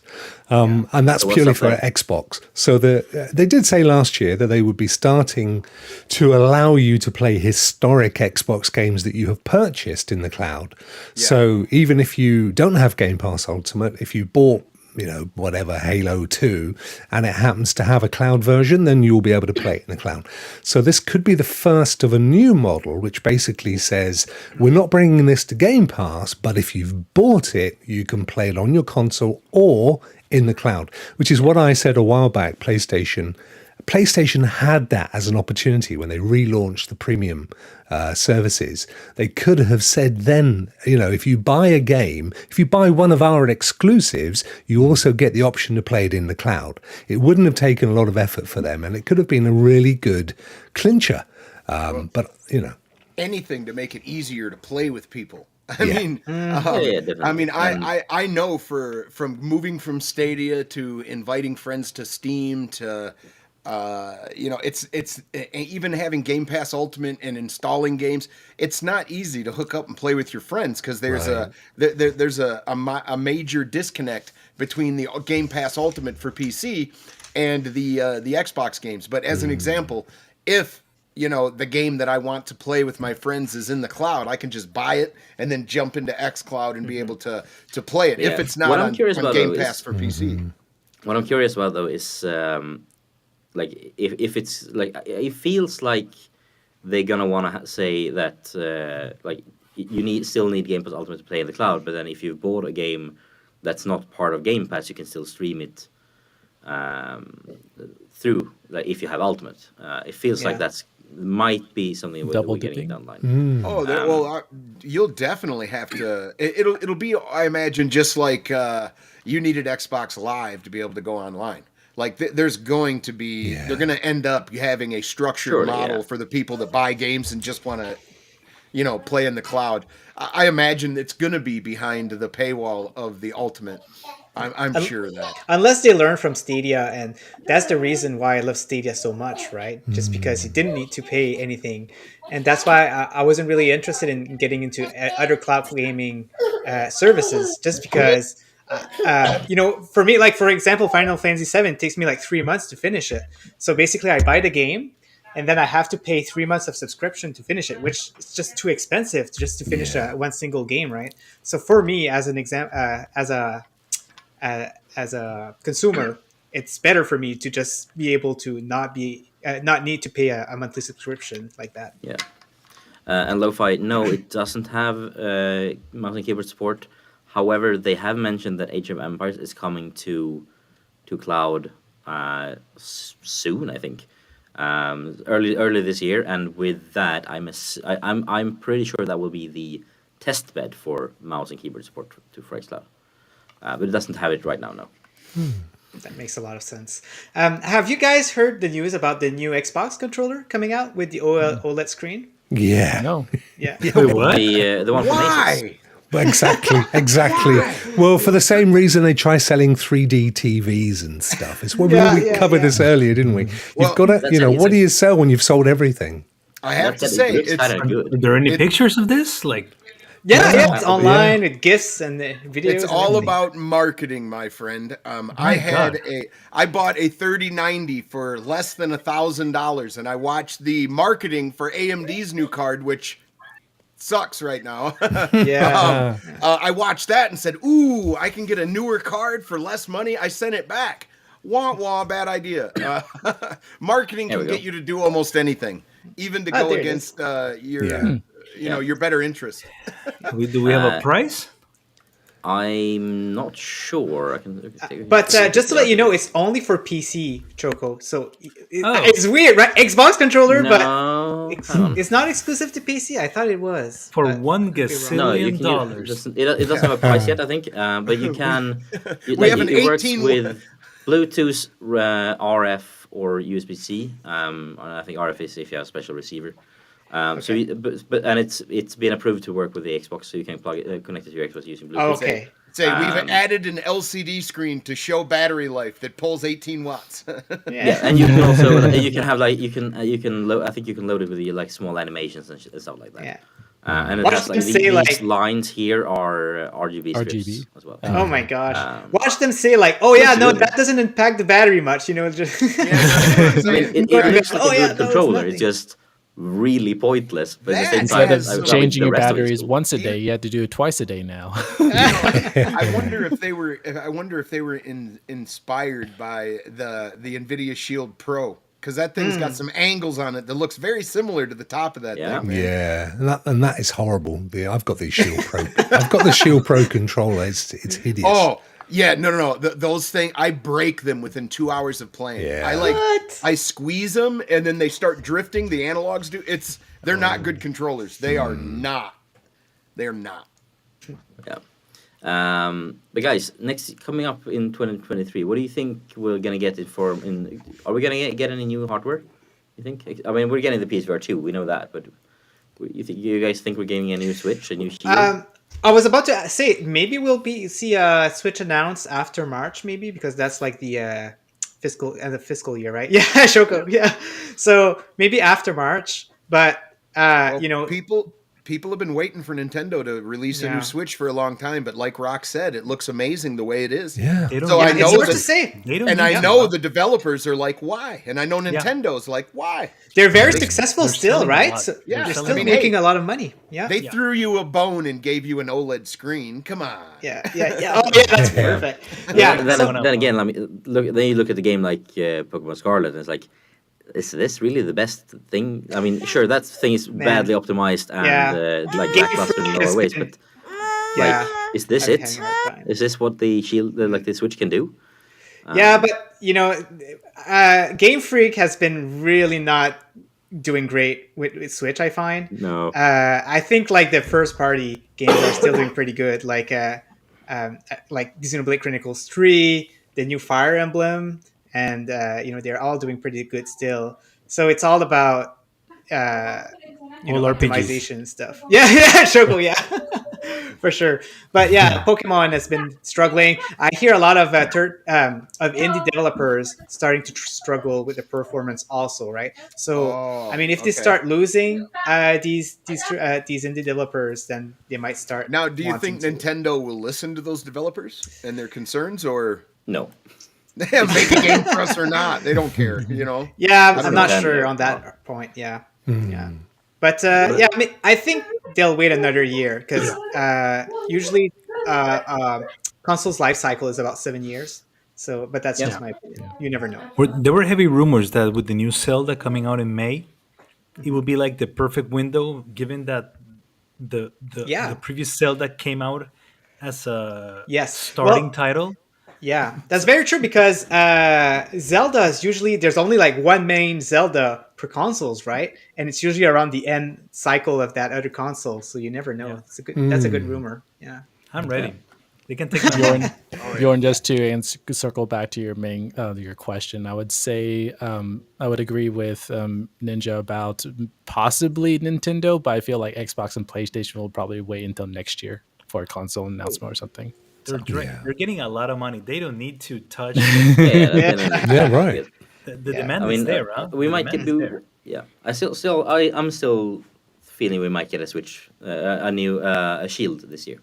A Shield. I'm hoping for a Shield. Yeah. I think that's definitely in need of a refresh again. For sure. Definitely. Like, they've said they've got more stuff. Lower price. They said they've got more news to come. They just didn't want to overload everything at CES. They've said that. So and I mean, it makes sense for them to bring up the announce a new Shield, for example, at Mobile World Congress. Yeah. For example, which is I think in March. May, when the Shield first came out, it was a very compelling product. Like it had everything all in one that you would, that I wanted anyway, and everybody tried to emulate that going forward, which is interesting. Yeah. But I figured we could spend some time looking forward at some games coming out this year. So I have a massive list here. We're not going to go through the whole list because that's going to take too long. But if you spot anything on this list that you want to mention, then just go for it. I mean, starting out in January, we have a bunch of games coming. Anything that sticks out for you guys? Could you do the old zoom in, please? I could, but I think we're going and then just let's do that. There we go. Oh yeah, I'm definitely excited for many games just because RPGs, right? So Persona, Fire Emblem, of course. Yeah. Forspoken for me. Yeah. Forspoken is going to be good. Did you guys play the demo? No, I don't want to. That's it's not like you start from the beginning of the game, and I'm not even 100% sure that it's actually an aspect of the game. It was almost literally like here's some experiences of the game.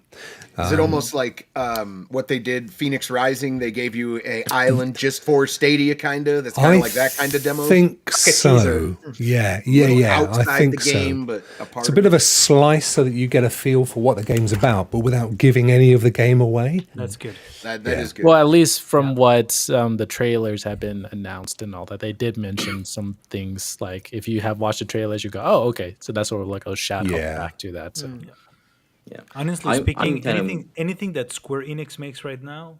Oh yeah, I'm buying. You got me. Yeah, you got me for sure. Yeah, man. I'm also Kingdom Hearts really interested in getting Fire Emblem Engage. I think I might. You're gonna dump 1,000 hours into that, are you? Probably. Might sneakily steal my son's Switch every night and play myself. He's gonna be like, what's this? He said, "How come I went to bed early every night this year?" Well, I had to finish this game. Exactly. Yeah. Because I mean, I've only played like as an adult. I went back and played the like Game Boy Advanced versions. Yes. Of Fire Emblem on emulators, and I loved them. So Fire Emblem didn't used to be so long, but they've put in that school crap in that last one, and oh my gosh, I hope that they don't put it back. I don't like the school stuff in the newer ones.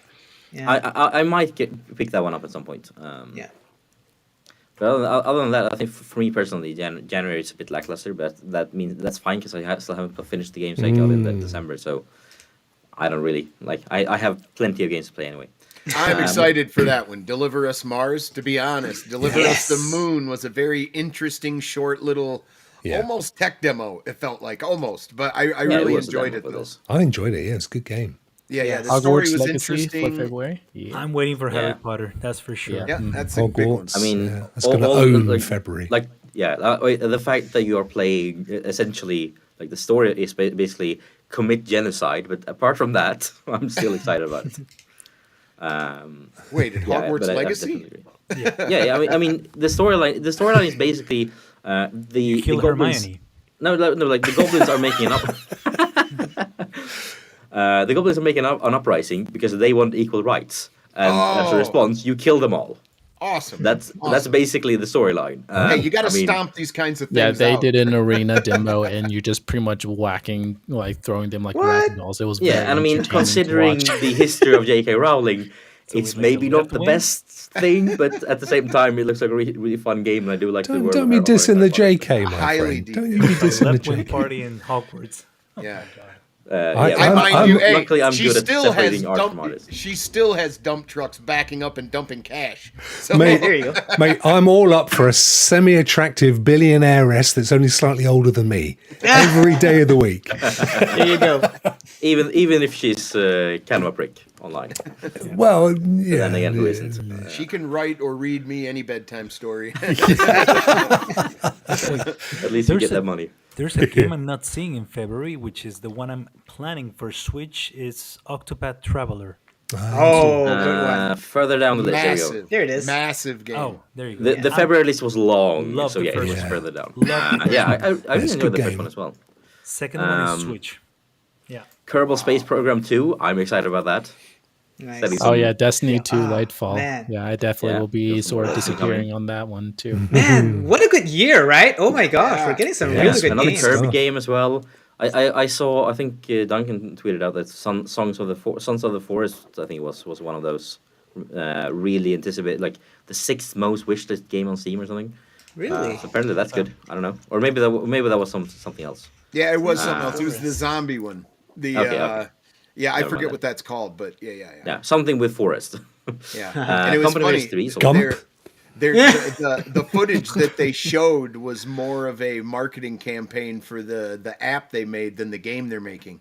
But I guess that's a different yeah, story. that's a different story. Yeah. I know HOULTS is really excited about Wild Hearts. I've seen a lot of people being excited about Atomic Heart. So apparently Heart's a thing Yes. this year. Atomic Oh, Heart so looks it's- amazing. Oh, Hearts- that Hearts is a game. thing Yeah, this yeah.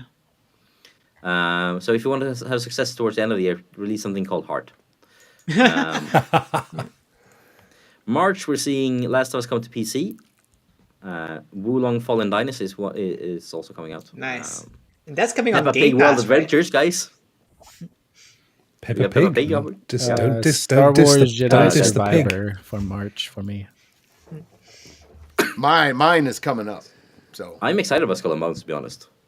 It's probably not going to be that great, but I'm still going to have fun with it. Is yours hesitant. coming up in August, William? Is that the one we're talking about? oh yeah. Uh-huh.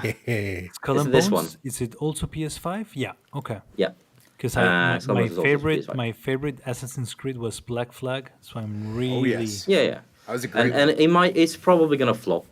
Yeah. And it's probably going to be pushed forward. Did you? Oh, you're such a pessimist. I played But I'm going to have a lot of two fun with it. I'm levels gonna of the play it. beta. I played the beta twice in two different sets. I loved that game. I was gutted when they pulled it. It felt like it was ready to go live to me. I have no idea why they pulled it. Yeah. But it's such a good game. I'm excited. Like, don't get me wrong. I'm really excited, but I want to play it, and I think I'm going to have a blast with it. It's But I nothing don't like think it's gonna- I nothing don't like think- Black Flag though. Don't no, it's Yeah. not. Don't For get years- thinking it's I like think that. a lot of people is going to expect that, be disappointed. Yeah. It's not gonna do well. For years and years, there's been a struggle and a pull on the development cycle of that game. That's why it's been over a decade in development. Yeah, they gave the development to someone else, right? To another team at some point. So how does it compare to CFTs? Is it kind of like the similar approach? No, Or- it's No. just- it's You're even not a like that. captain. You're basically the boat. You do have you're a the captain boat. Oh. character. You do have a captain character that can leave the boat, but everything is done from the boat, even resource collecting. When you end up attacking a place, it's all timed. You have to stay alive in the harbor for a certain amount of time and defend. Like, you don't actually get off and do like swashbuckling, and when you take a ship over, it's a cutscene.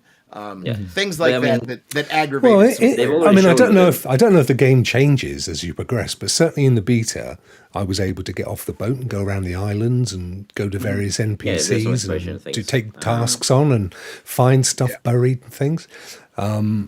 And don't forget, they took it down and they've been remaking it or adding in stuff, because I think some of the comments on the things that William just mentioned, for example, got people's ire, and they've taken it away to go to play on that, to put it. So we don't really know at the moment what we're going to get. No, you're right, and it's also one of those games that I think it's been made in Singapore by Ubisoft Singapore, and the Singapore government is pulling a lot of money into this because they there's a clause into that, which means that they have Ubisoft Singapore has to be the main developer, and it has to be released. Like, it had to be. That's also why it's set in the area around Singapore. Yeah, it is. It was going to. Said it has to be that.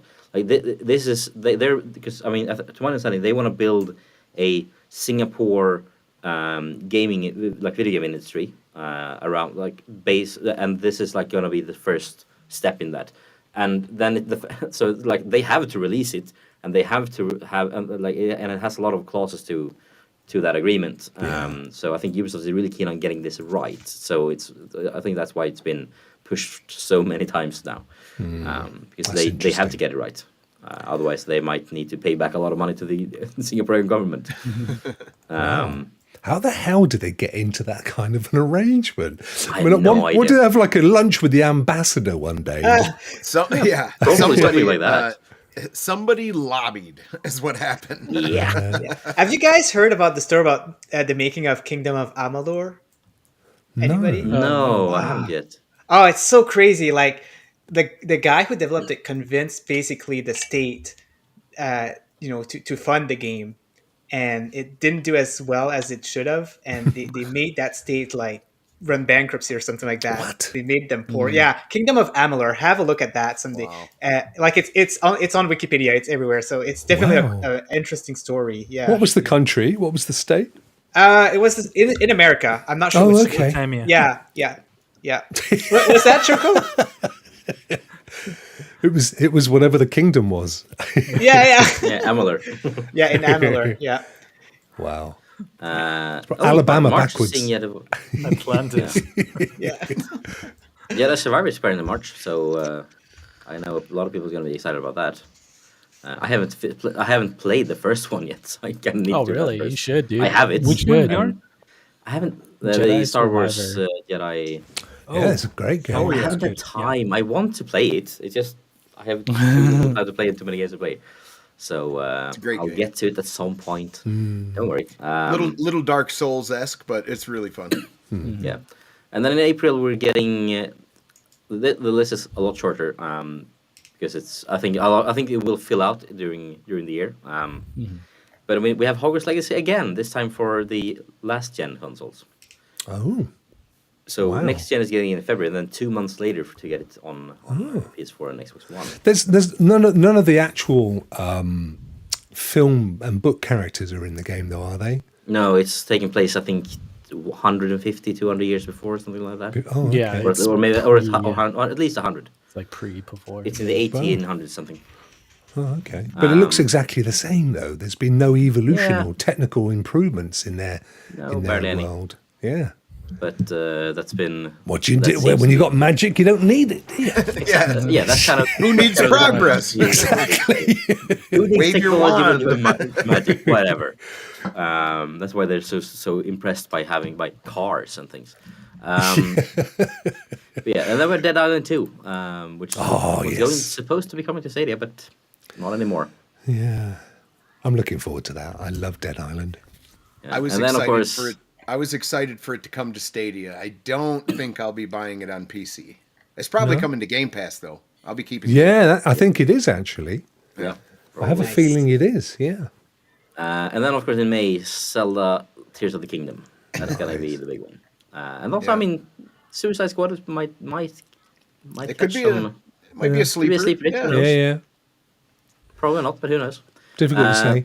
Is that literally a carry on to Breath of the Wild, or is it a completely new game as Breath of the Wild was? It starts where you leave off in Breath of the Wild. Awesome. All right. So that means I have until May what I to read. get the game and play the game. Good. Now they're gonna have to explain how you lost all your powers at the beginning of the second one. Ooh, that's gonna be a fun creative experience. They always do that kind of stuff. Yeah. They have to, sort of. Yeah. And then in June, Street Fighter 6. I'm not a big Street Fighter guy myself, but I know it's a big series. Diablo 4. I know it's a big deal. I'm completely uninterested. Yeah, Blizzard. I don't know. Lately, I heard that fighting- their pay options for for Diablo is pay to win? raising a few eyebrows right now. Okay. There's still some diehard people that like Street Fighter and Final Fight and that kind of stuff. But when the arcade, like when the I don't know what you call it, but when the time shifted past the arcade, when they all started to die out, I think that the fighting game kind of died with it a little bit. There's still some diehards hanging in there that really like them. Yeah, but- I mean, it's also always fun to play like an arcadey fighting game every now and then, but it's not. No, Yeah. it is. But I remember standing in line, waiting my turn with quarters all on the machine, and I've been to an arcade recently. I haven't seen that in a very long time. yeah, Good golden days. days of fighting. Yeah, games, Yeah. Yeah. Yeah, I but, see a anyone- nice title after Diablo 4, right, Choco? Right? The best one. Yeah, yeah, yeah. Oh, you mean Hogwarts Legacy in July? No. Now, are you gonna? But if you started Zelda in May, are you ready for Final Fantasy in June? I doubt it. No. That's a good Taking point. vacations, yeah. Yeah, that's a good point. Yeah.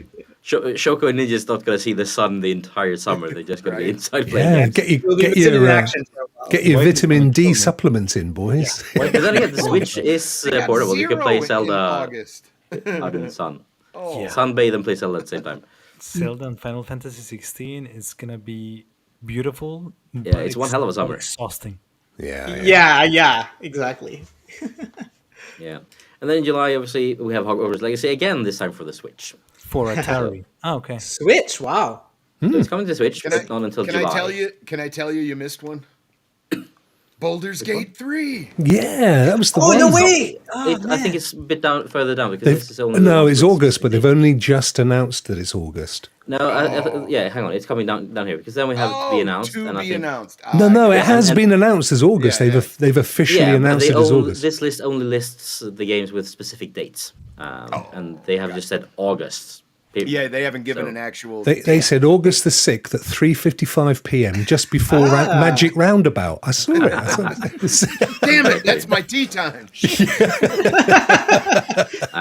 Yeah, and this is where the big list comes. I'm personally quite interested in Arc Raiders, the Embark Studios game.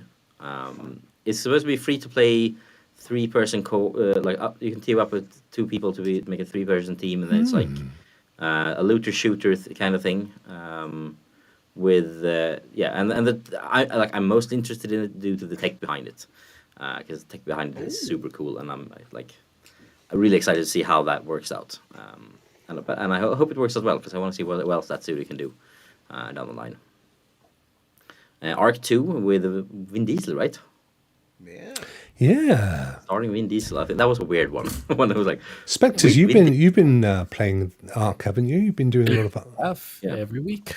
yeah. are you gonna switch over to Arc 2 in when it Most releases? definitely. He hatches babies. Your Yeah, baby working on hatcher. mutations right now. What are you playing it on? Out of interest, PC or GFN. yeah? Yes, the PC. nice. Yeah.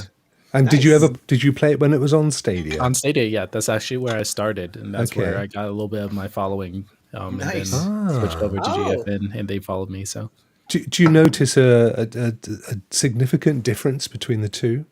yeah, the Stadia version was graphically dubbed down just so for processing power Right. wise, but it actually ran pretty well, and I was able to figure out to host a server, so I had some Stadia players, Arc players, Oh. join me. So it was quite fun. Oh, nice. Yeah, I always thought that, and heard others say that it looks a lot better on PC.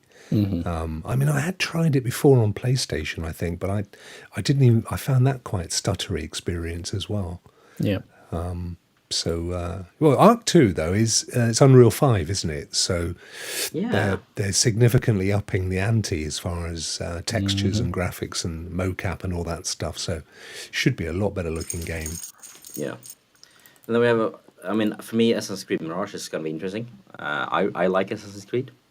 So, it's going to be interesting to see if they can manage to, like, how they manage the supposedly step backwards to the good old days. Have they still not announced a release date for it then? Nope. Just I want to know 2023. when the samurai version of Assassin's Creed. I think you'll get a date stoked. in 2024 that's going to be pushed into 2025. Yeah, they went big on announcing all of the future of Assassin's Creed, and yet all of it's like nearly a year from when they announced that. Yeah, but stuff. but they said that in an interview that they did after the announcement, where they essentially said that we're changing the way we announce our games. We are done announcing games 6 months before the release. We're going to, like, going forward. We're going to like starting now. Yeah. We're announcing things when we basically said we are now going to do this. It's no longer just a it's no longer just a matter of, like, as soon as they have like put down that we are now, like, this is not just a R&D project anymore. This is now, we're actually making the game. That's when they announce it. And I mean, the reason why it was Codename Red, Codename Jade, Codename Hexy is because they haven't decided on the name yet. Names, yeah. That's that's how early in the process they are. They're in, like, pre-production stages. I know, but the problem I have with them though is that they launched Ubisoft Plus on the basis that there would be this steady stream of content, because it's not cheap. It's what, $14-15 a month. Yeah. And, you know, once you've kind of played the games that you would ever play anyway, what do you do then? And they've now got to a point where, you know, your Legion and your Valhalla and all that stuff have all come to the end of their natural life. And there's nothing, they can't just keep saying, I think I looked earlier, and they've rehashed a couple of mobile games. And you know, it's like... You know what, Rock? I wonder if you're not spot on about that, and that's why we got so much with Valhalla. Yeah. I mean, just to That's keep what I think it is. that subscription worth it. I mean, I think that's all I it think is. also, like, they are, like, Ubisoft are, like, they really want people to play their live service games. Like, they did have a massive push for live service games when they really announced Ubisoft Plus. That's because that's when they were doing, like, Wildlands and the Breakpoint.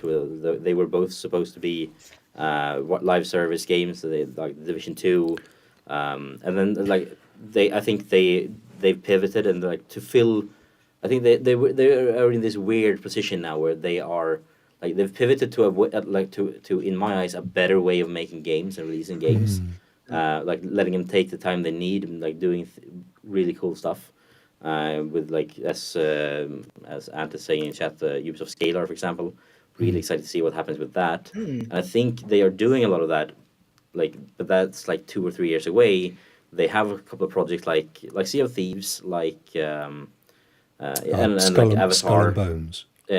Skull and Bones, Avatar. Like, they have that in under development, and that's like last Ubisoft, like, old Ubisoft games that are going to be coming out soon. Yeah. And then it's going to be, like, another one of those gaps. And I think that they're going to try to fill that with DLC for these games, Well, just to make do you- sure that. do you- But then do you again, know they what also like want people to just keep playing the games they have. Like, that's why they make them so big. I think what's happening is that rather than just kind of turn out these DLCs and these little, you know, bits and pieces, I think they're putting all of the teams they've got onto these onto massive games, that some of which we've not even heard of yet. And instead, what they're looking to do is roll the platform out to places that it hasn't come out yet, like PlayStation, like Xbox. You know, like, obviously it's with Luna. So I think that's what they're going to, and Switch. I think they're going to look to roll out so that they've got a whole bunch of people playing new content to them that they may never have played. So they'll subscribe, and then the rest of us just give up and wait a year. Yeah, and then we go back again because it's like smoother to just subscribe and use that for to play games for a couple of months and then unsubscribe instead of buying it outright.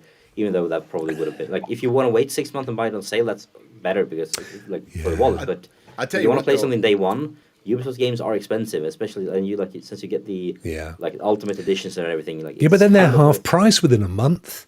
Well, true. But content-wise, though, let's say you don't own any games and you wanted to, like, fill your time wisely with grinding and stuff, what better way than to subscribe to Ubisoft? I mean, some of those games feel like they go on forever. Breakpoint. And, like, you have a bunch of different Valhalla. genres as well. Yeah. So they do have some... But if you've already played them, though, there's nothing compelling to draw you back. No, unless you find one of those games like, oh, I really love Anno 1800. I could honestly I don't like even if I played it like 5 hours a week, I would still find it worth to have like I would be fine paying for Ubisoft Plus just for that with all of the DLC, and that's been I think that's coming up to year 4 of DLCs, and they're still dropping DLCs for that shit. And I think I think that's also like they want to have people. They have a massive amount of games. People find a game that they really enjoy, and then they either keep subscribing, or they let it lapse and then buy it on sale. And that's either way is fine with them. And then they release something new, and then people come back on again. Yeah. I think that they had like a schedule planned out, but there's a lot of games who got delayed, right? Like Avatar and Skull and Bones and all of that. So maybe that's why we're seeing these few months without any new content. And let's not forget that Ubisoft have also done some big changes around like how not only how they work, but also replacing a lot of upper management. A lot of middle management. They've got a lot of things on the horizon as well. They want to start their own streaming platform for their games where they're hosted. I don't know what that looks like, but. Yeah, and they've also added like I mean they've mentioned that they wanted to release for essentially they mentioned plans that Assassin's Creed, Far Cry, and Ghost Recon, like those 3 alone, the goal is for them by 2030 to have those series bring in $2 billion of revenue per year. And that's, I mean, I think Ubisoft's period is around 1 billion today in yearly revenue. So they aim to double it with just those 3, and then have a bunch of different projects on the side. So having said, that, we know that Ubisoft is not in trouble, right? We know that they're safe. Just a period that this is happening. But true. Do you guys not in think trouble? That? Not in financially, trouble, but you did hear their head ups at their whatever call they get, their quarterly call or whatever. They said they were going to be switching a lot of things up and changing their approach to certain things, including certain games and how they release content for them. But I think that's way back when they were talking about. I'm talking like last year's call now. And I think one of those things that they said back then was because they had just put on hired a new a guy to basically take on the production side of everything. And one of the things they said that guy set out to do was basically say, like, we need to change to the way we work. We need to games, like instead of making a Far Cry and then adding like co-op to it, and then I think there were initial plans for a multiplayer mode as well. And no, let's make focused games. Like, let's make a Far Cry that's a single player Far Cry that's really good at what it does, and that audience loves it. Or like for Assassin's Creed, let's make Mirage, which is supposed to cater to the old audience, and then we make this new game, the Samurai game, which is an open world RPG to cater to the fans of the new essentially reboot with Origins and going forward to that audience. Like, let's not try to make a game that is supposed that all of these guys are gonna love, because they're 2 different audiences. We're gonna switch it up to cater to different audiences with different games. Not all games need to cater to everyone. Because before they tried to do that and it didn't work. And I think, for example, Valhalla is one of those examples. Like, it worked financially, but a lot of a big criticism that it got was that it tried to do a bunch of things, but it didn't really. Well, for everything that goes into a game, it's a very scary tightrope to walk, kind of, because you do one thing very badly and the whole game suffers. So are you guys Do you guys think that they're taking like a more safer approach now? Is that what this is about? Yeah, in a believe sense, so. or at least a more long-term approach. I think it's gonna be more like these. We have an all part of the audience that really like Assassin's Creed multiplayer. Let's make a game for them that's Yeah. really good at doing that, and also, and then they have something to play for 2 years. And then, but at the same time, it's also a matter of like let's let's bring down the stress levels. Let's make like release things when they're done, not have a fixed release date that we need to put like we need to do yearly releases. Let's just when it's done, it's done. And let's like bring like less crunch, better work-life experience balance for everyone. So I think that, from what I've heard, they're doing a lot of that, those things, which I think it's a good thing for everyone in the end. We're getting better games, people working there having a better experience. So hopefully nothing. Hopefully they don't change back. I like the new direction that I'm hearing. So time will tell. So it'll take a couple of years before we see anything, but Cool. yeah. But yeah, another Ubisoft game this year is obviously Avatar. Supposed to come out just recently, but didn't. So sometime next year, maybe. Remember how we were excited about RTX about that one, but now like RTX is kind of like old news nowadays, so it's kind of Yeah, exactly. weird, right? Yeah. It's gonna look good, but it's not mind blowing anymore. And then of course here we have it, SPG. I'll let you say it. Baldur's Gate 3. It's gonna be amazing. Best game it's ever. It's gonna win some awards. It has to. It has so to good. win awards. It deserves any award. It's not nominated for yet. It's been so long since you had such freedom to create or experience your own adventure. Like Yeah. it's amazing. I wonder, SPGs, if you'll put more time in the full game that you did with the demo, because oh my gosh, you have so Guaranteed. much. That's Yeah. the thing. Oh my gosh. I've got at least not just on my account, but my wife's account as well, because you'd overwrite saves all the time. It was kind of messy how they did that. But anyway, I've got like 600 hours in the 40 hours they give you for early access. I've got like 600 hours in. But that's just it. That's a third of the game. Yeah, I mean, when the game is fully released, you're going to have like 12 main characters. And to see what their story is all the way through as the main protagonist, you got to beat the game 12 times. So, yeah, and then you can see the different character interactions. 'Cause, I mean, your party size is 4 characters.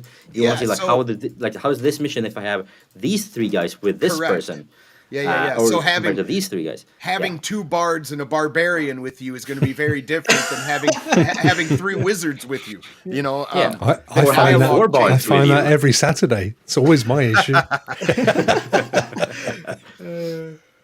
but it should be Choco, have you ever brilliant. played Baldur's Gate? Is that the kind of thing that?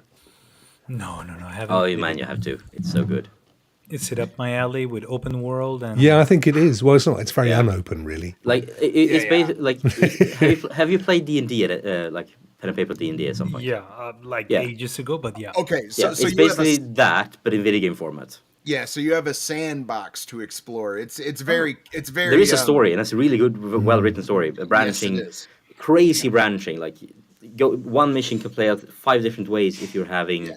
Like just by like you're a druid, then you can do this. If you're if you're an elf, then you can do this. If you're druid and elf, then it's And another option. if you bring in companions with you, meaning real people to come play with you, it's very much like D&D. You might be dealing with the shopkeeper trying to get a good cost on this item you're trying to buy while your buddy is trying to steal and gets caught. It's very possible. It's one of the most at the same time. Yeah. It's one of the most game where there's so many decisions. Like they did such a good job. I don't know if there's any other games that did it that much. Yeah, if There's you just want I'm to gonna check it try, out, but definitely sounds if you- really interesting.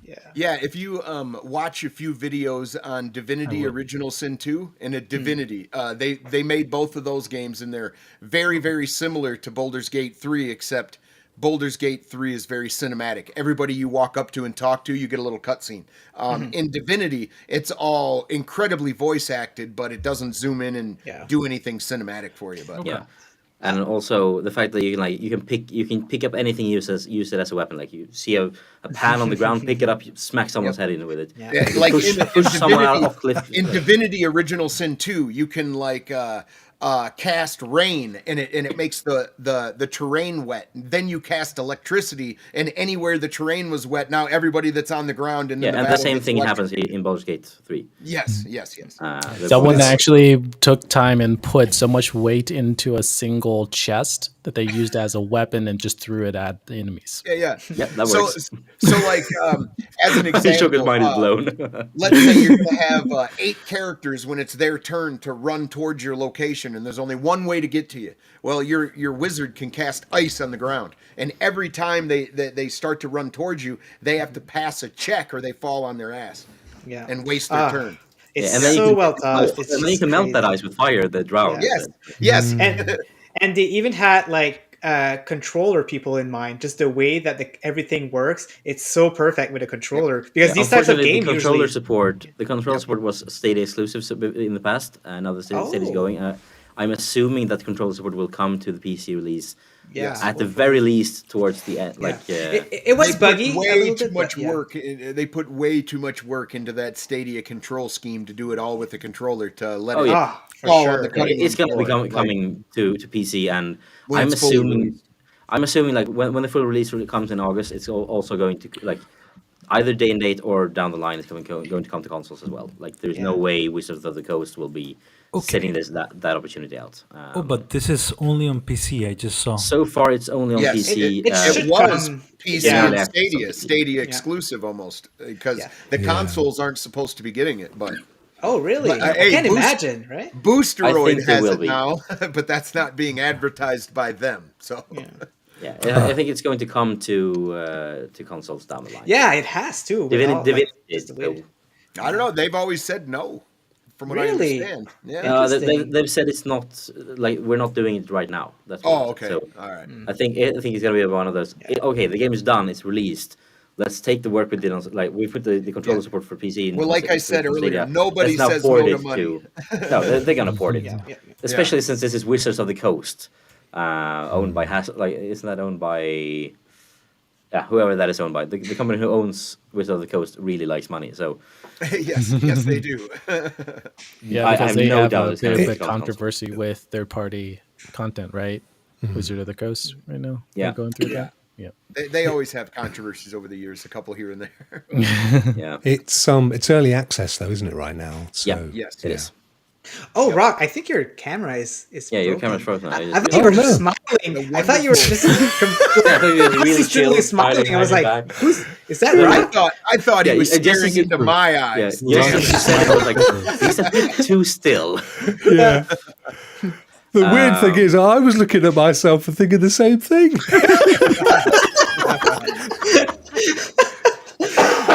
I was watching us on the actual YouTube because I see a clearer picture of Bjorn's screen, and I was thinking, when do I actually speak? Was it? Hang on. Yeah, I'm using the second monitor for the clearer picture because for some reason the display is for me. Yeah, I think it does a low resolution preview to save performance. I think, but that might be it. Another game that we might be seeing this year is Blacksmith Wukong. If you guys remember that one. Oh, right. Yeah. Remember that's saying that. Chinese monkey saying that. That looks really incredible. Yeah, Go and check that out on YouTube. And I remember when they showed it off in that first 6.5 minute gameplay trailer that everyone was so worked up about. That was basically, this is what we have so far. We need more people to finish this game. Please come work for us. That's what the deal was. When I seen that, I thought immediately next gen. I really did. I mean, it just hits you in the face with how different it looks and how incredible. Oh man, it's vibrant, so vibrant. The ice, the ice graphics during that boss fight is just incredible. Man. Yeah. I'm excited about Bulwark: The Falconeer Chronicles. Anyone else seen that? I don't know. Oh yes, I know what it is. Yeah, sorry. I mean it's from the guy who made The Falconeer, which is like one of those games that like I was always really interested in that game, but I also know that I suck at that kind of game, so I never. I played it for like 5 minutes. And I'm like, this is not for me. But I really like the world that he's built up. and now he's making like a basic city building game. Yes. Where you build these like islands of island bases with airships and things. Yeah. In this world, so it looks really cool, and he's posting a lot of this on Twitter and on YouTube. So a lot of work in progress can be seen there. What turns me down with that game is that I don't think that there's going to be a story. The game is not going to be finishable. It's going to be similar to Townscape, I think it's called. It's Yeah, I think everywhere, I mean, I think there's going to be more gameplay. Like, I think you're probably going to be able to send some war airships over to your enemy bases. Maybe Yeah, like more like hopefully. an RTS. But there's like supply lines you got to think of, but it's also very abstract at the same time. So, yeah, I'm excited. It's gonna be cool. Yeah. Let's see what else do we have in this list. Crash Team Rumble, yes, please. I know Jem is really excited about that one. Of course. As am I. I mean, one of my my favorite party game up until like 2 years ago was Crash Bash. Crash Bash, good times. I mean, Crash Bash was like the best party game ever. And then obviously, and then I played Cake Bash, and I was like, yeah, this is more modern. As much as I love Crash Bash, a more modern game is maybe something I need now. And then I played the Rabbids party game, which is I love that one. That was really a good fun. one. Yeah. I played we played that the whole family, like both kids, me and my wife everyone was rolling with laughter for that one. So, but seeing Crash come back, yes, please. I don't even know if it's going to be like a Crash Bash thing or if it's going to be something else. But either way, it looks like they took that element. Let's see, what else do we have? Just let me know if you want to stop at something. Doom, Spice Wars. Nice. No, the trailer. It looks good. No, it does. And I finally got around to finishing watching the film as well the other day, because I'd sort of got halfway through it and it just wasn't happening. And I watched the final half and I loved it. So it's just annoying that it ended like it did. But Dune, there's a Dune on Xbox Game Pass right now, and it is not that one. Yeah. Nope. Oh, really? Just to give you the it heads isn't. up. Yeah. Okay, It's not that gotcha. one. No, it's not that one. Yeah, it's a new one. So every time I thought of that game, I would go look and see the old one, but that is a different one. Yeah. Gotcha. So is the one that's on there fairly recent to Xbox, or is it an old game that's been with them? I don't think it's a brand new title. No, it's an older one, but this one is coming out and is going to be brand new. It looks good, though. I mean, I know we've only seen a cinematic. Yeah. It's difficult to tell, isn't it? But it at least looked like the movie. It kind of had that feel. It was that kind of level of quality. From what I understand, and I could be wrong, but I think that the one on Xbox Game Pass is all RTS, like top down, and this is possibly third person. Yeah, more of an MMO thing. I think they said MMO. I heard like a looter shooter compared to what something the other like one was. Okay. Interesting. Yeah. We'll have to wait and see, though. Choco, you should be excited about Eowyn Chronicles, right? It's like spiritual successor of Suikoden. So. Yes, I've seen a bit about it. I don't want to get my hopes up, but I really hope it's. I'm really Could be a focused on sleeper hit for you then. Yeah. Nice. Let's hope so. When is it coming? Okay, but there's no announcement. It doesn't say. I think probably this year, but we don't know. And then I'm kind of excited about Endless Dungeons because I think, and I might be wrong here. It might be a completely different game, but I think this is a new project from the guys who made Humankind. And before that, they made Endless Space and Endless Legends. I think this is some more like a build.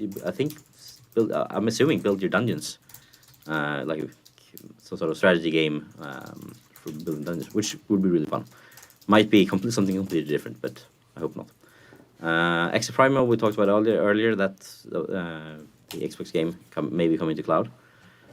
Final Fantasy. 16 listed again for some reason, and then 7 Rebirth. Avery seems pretty excited about that in the chat. That's nice. Yeah. Rebirth is going to be massive, especially with the budget that Square Enix has for this title. It should be the big one.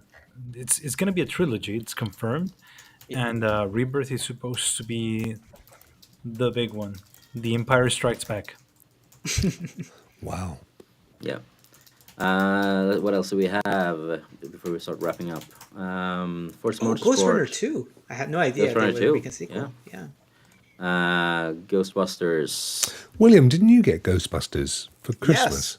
I did. It was on sale. I picked it up for next to nothing. It's always one of those titles that I heard was really fun and engaging for people that like Star Wars because they got all the main characters back, their voice acting, and so I bought it. I got it for next to nothing, and I'm pretty excited for it.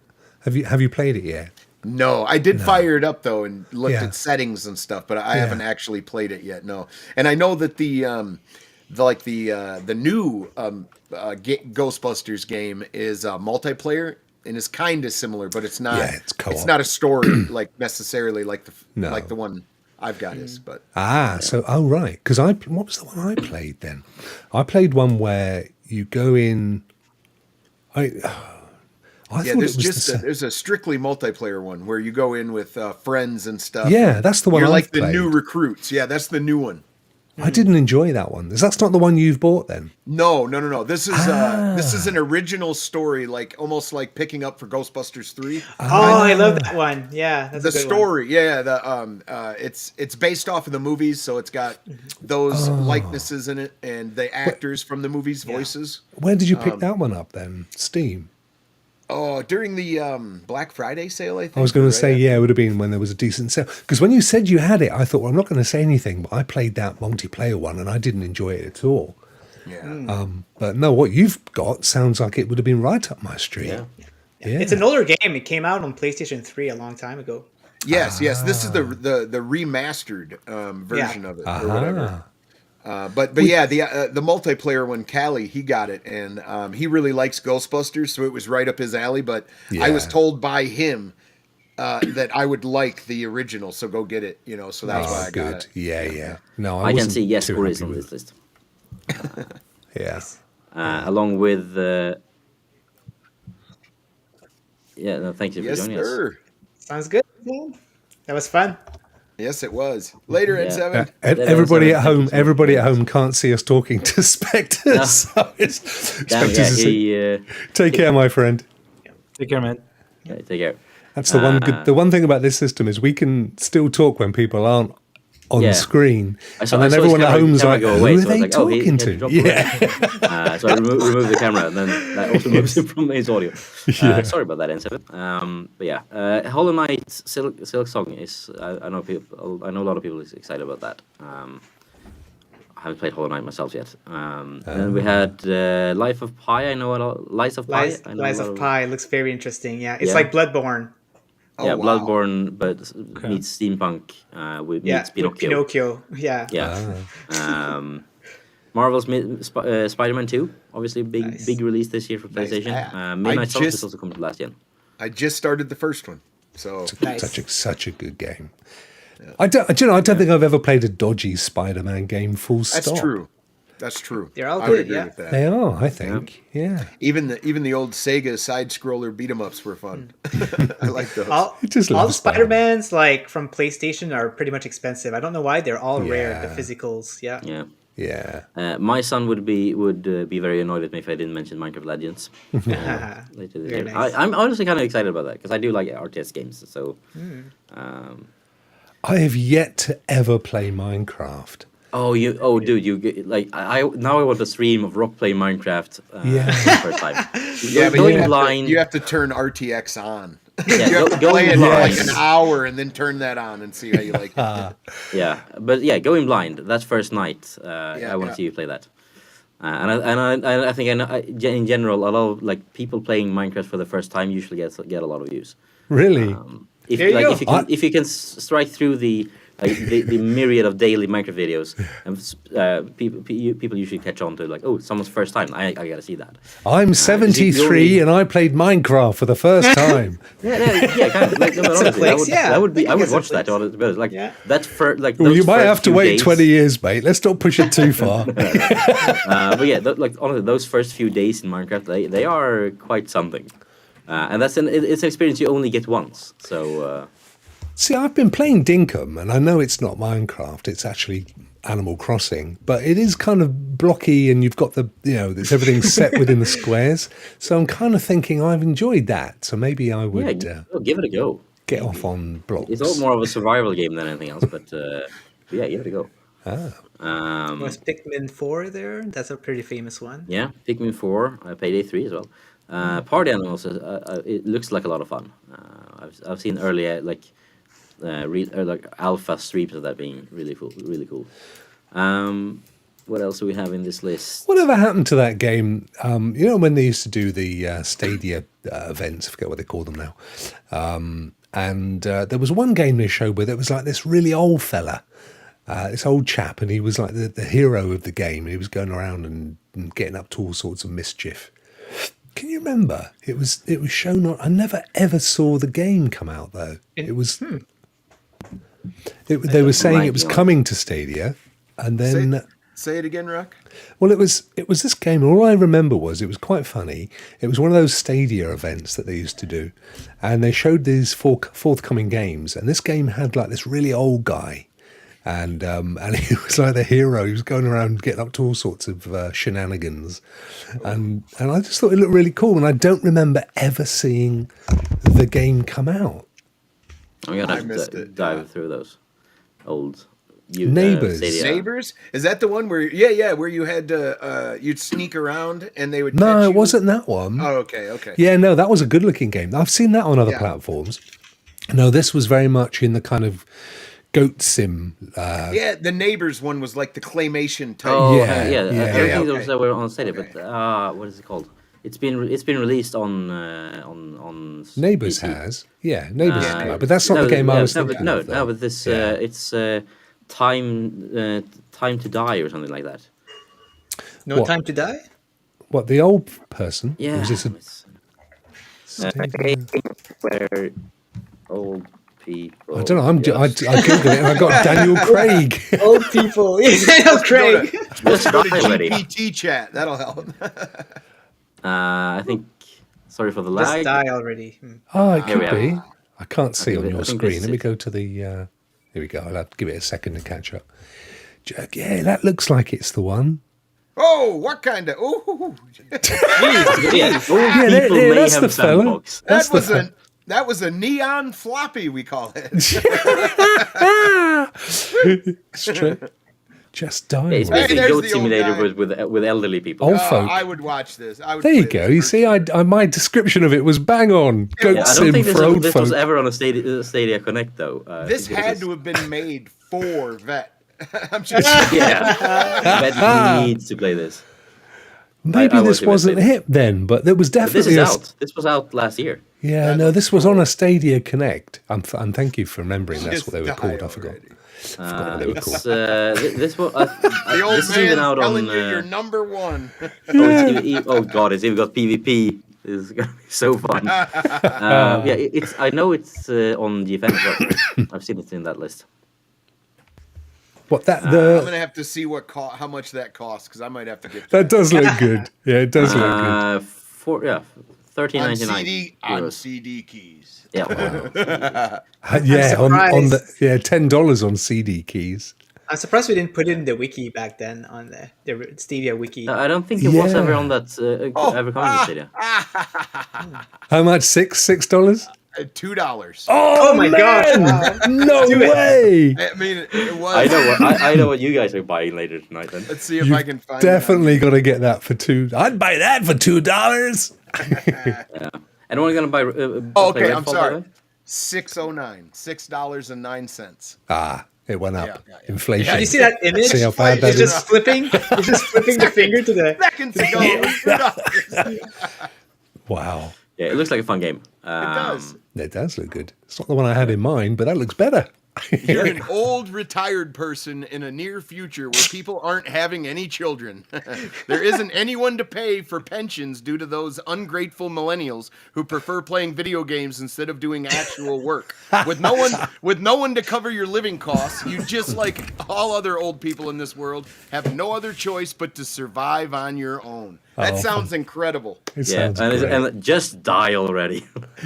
Yeah. You have one mission. You have one mission. Stay Retire. alive. No, retire. All right.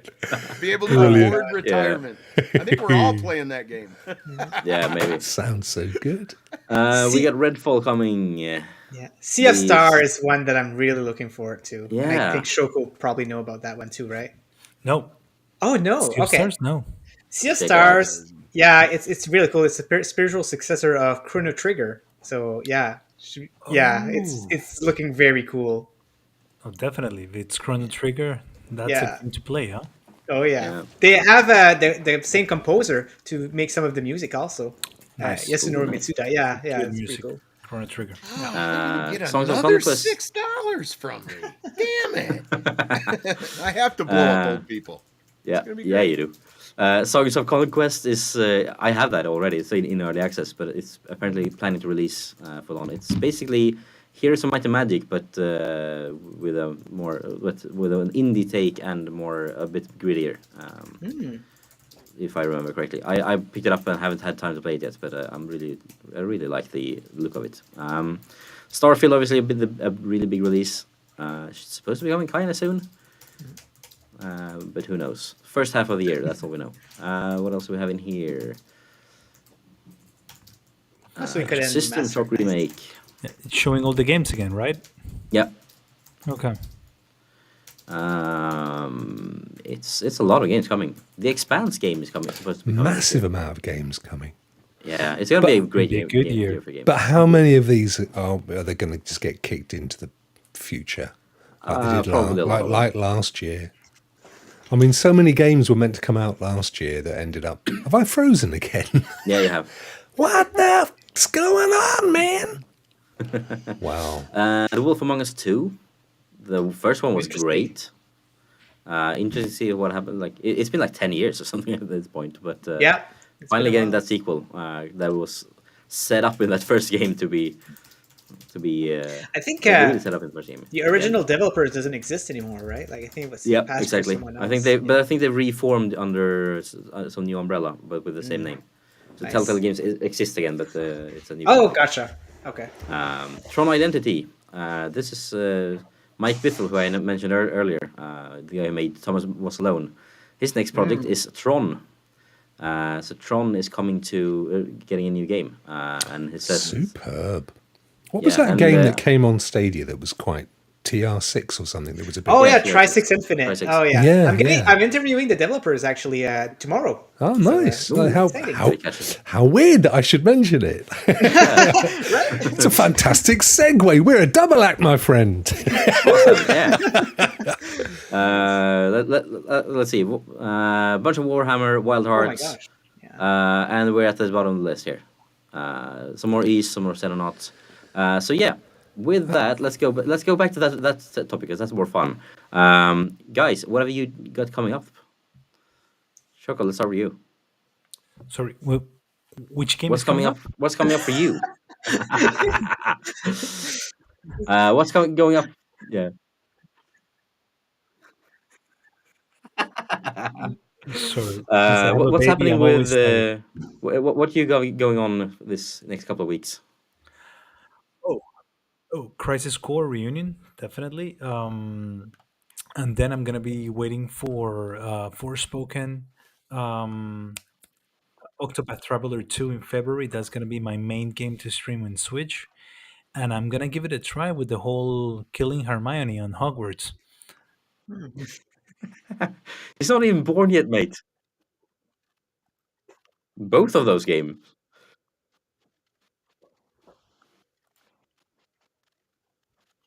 Can you just give it to me and that's it?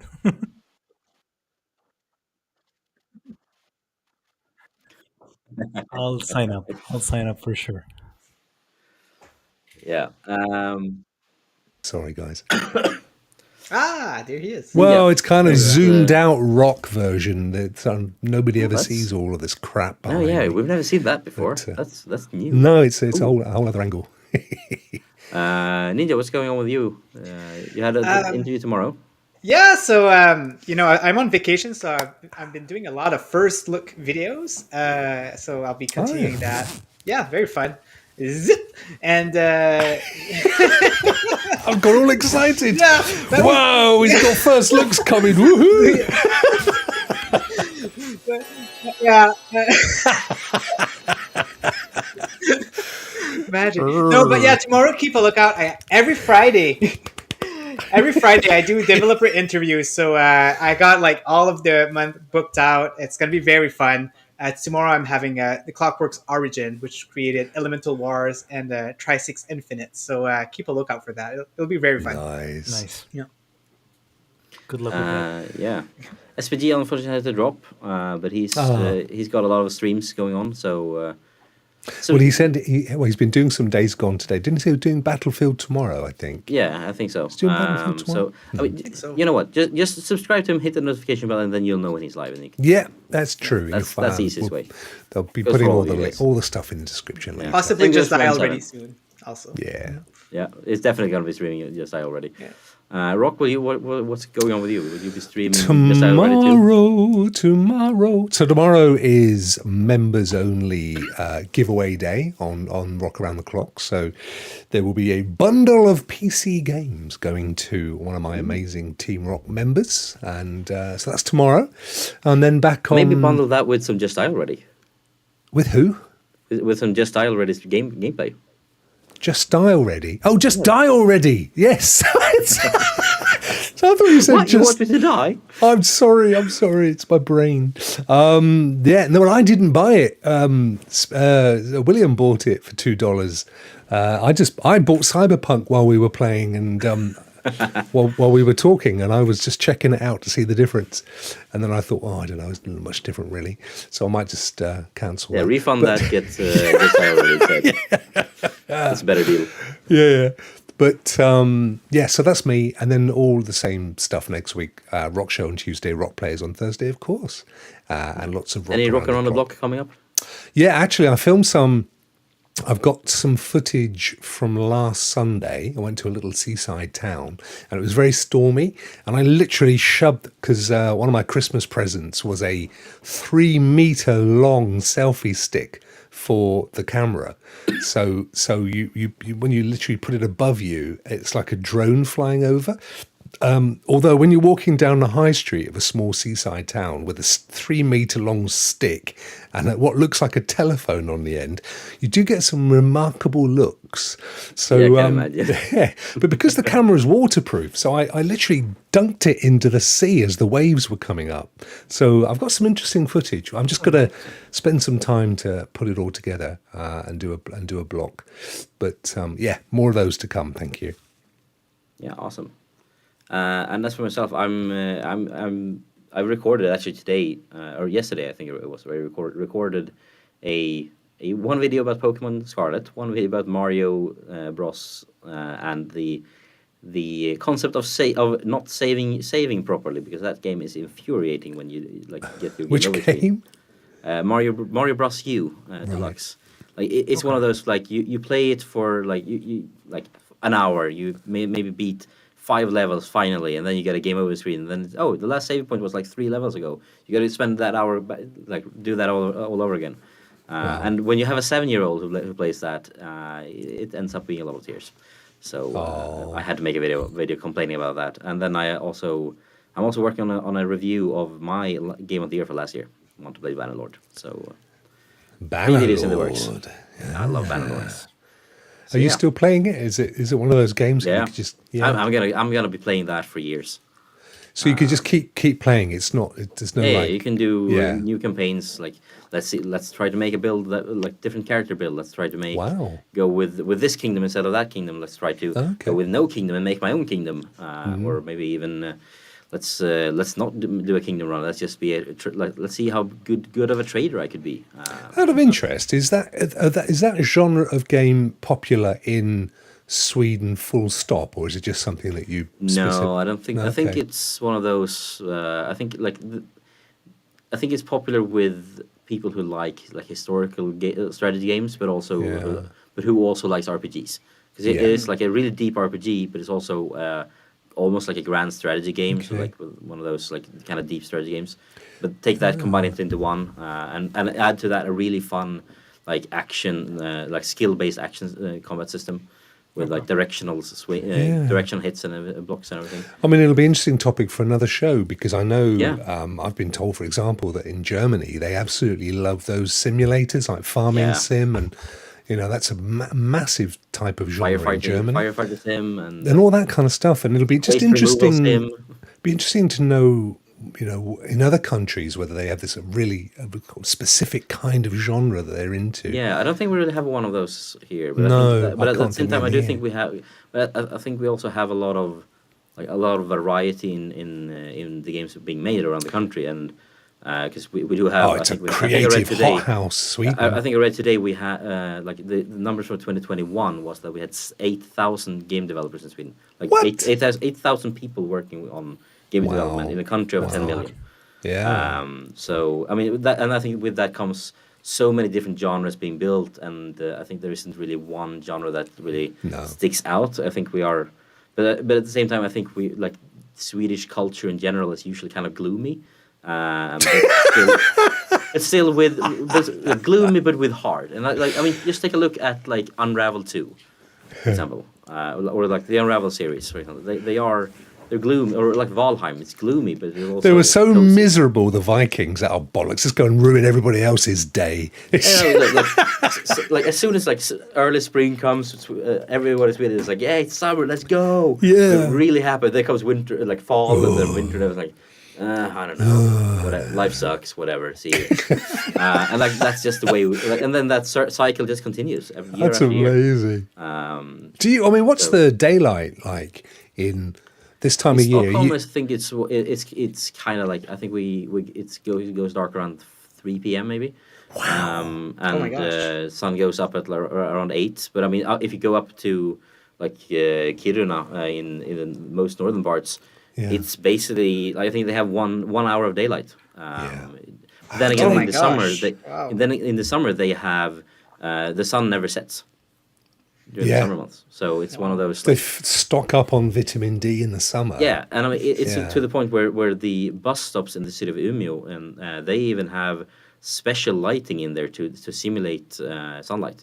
Crikey. Because people don't get enough sunlight during the winter months. Yeah. So they put in special, like when waiting for the bus, you get some sunlight on you, like artificial sunlight. Wow. Because it's a problem. Yeah. I mean, even in the north of England, and when you go up into Scotland, I don't think they're on a similar kind of parallel to you guys. I think I'm probably kind of close to the most northern parts of Scotland. Okay. I think that's pretty much Yeah. So, I'm right down on the south coast. I'm just a couple of hours, an hour flight from where Choco is. So I'm about as south as it gets in the UK. So we don't get dark until about 6, and then it's light. It's light again, maybe 7 in the morning, 7 and I in the think morning. it's like 2 hours difference over here, and then up north it's like crazy.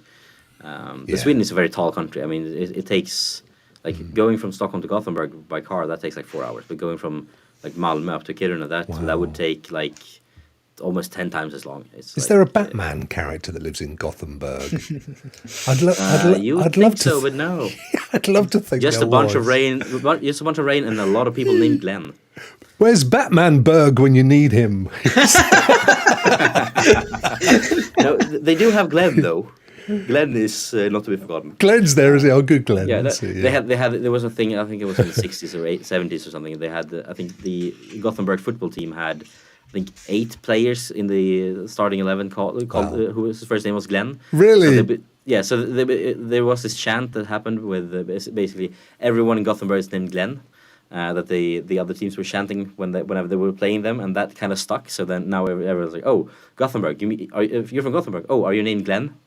It's like a standing joke for the rest of the country. Oh wow, Glenn from the Glen, bless him. So yeah, but guys, it's late. Thank you so much for joining us for such a long time, and I guess I'll see you all next week. No, it's good, and thanks to everybody in the chat as well. Yeah, that was fun for sure. Yeah, no, look through the years to come now. Let's enjoy the years. What? What? What There's did he games say? happening in the year to come. Now let's enjoy those games over the years. Yes, there you go. exactly. There we go. Yeah, It wasn't the getting late. accent. He just went. Yeah. I thought you just. I thought it was just me being. No. It was the sound where. muffled your voice. Yeah, Yeah. it did. Yeah. He went. We were like, yeah, whatever. It is Yes. what it is. Take care, guys. Cracking Okay, show. Take care, guys. See you guys. Thanks for inviting me. Bye-bye. Cheers, chat. Bye. Ciao.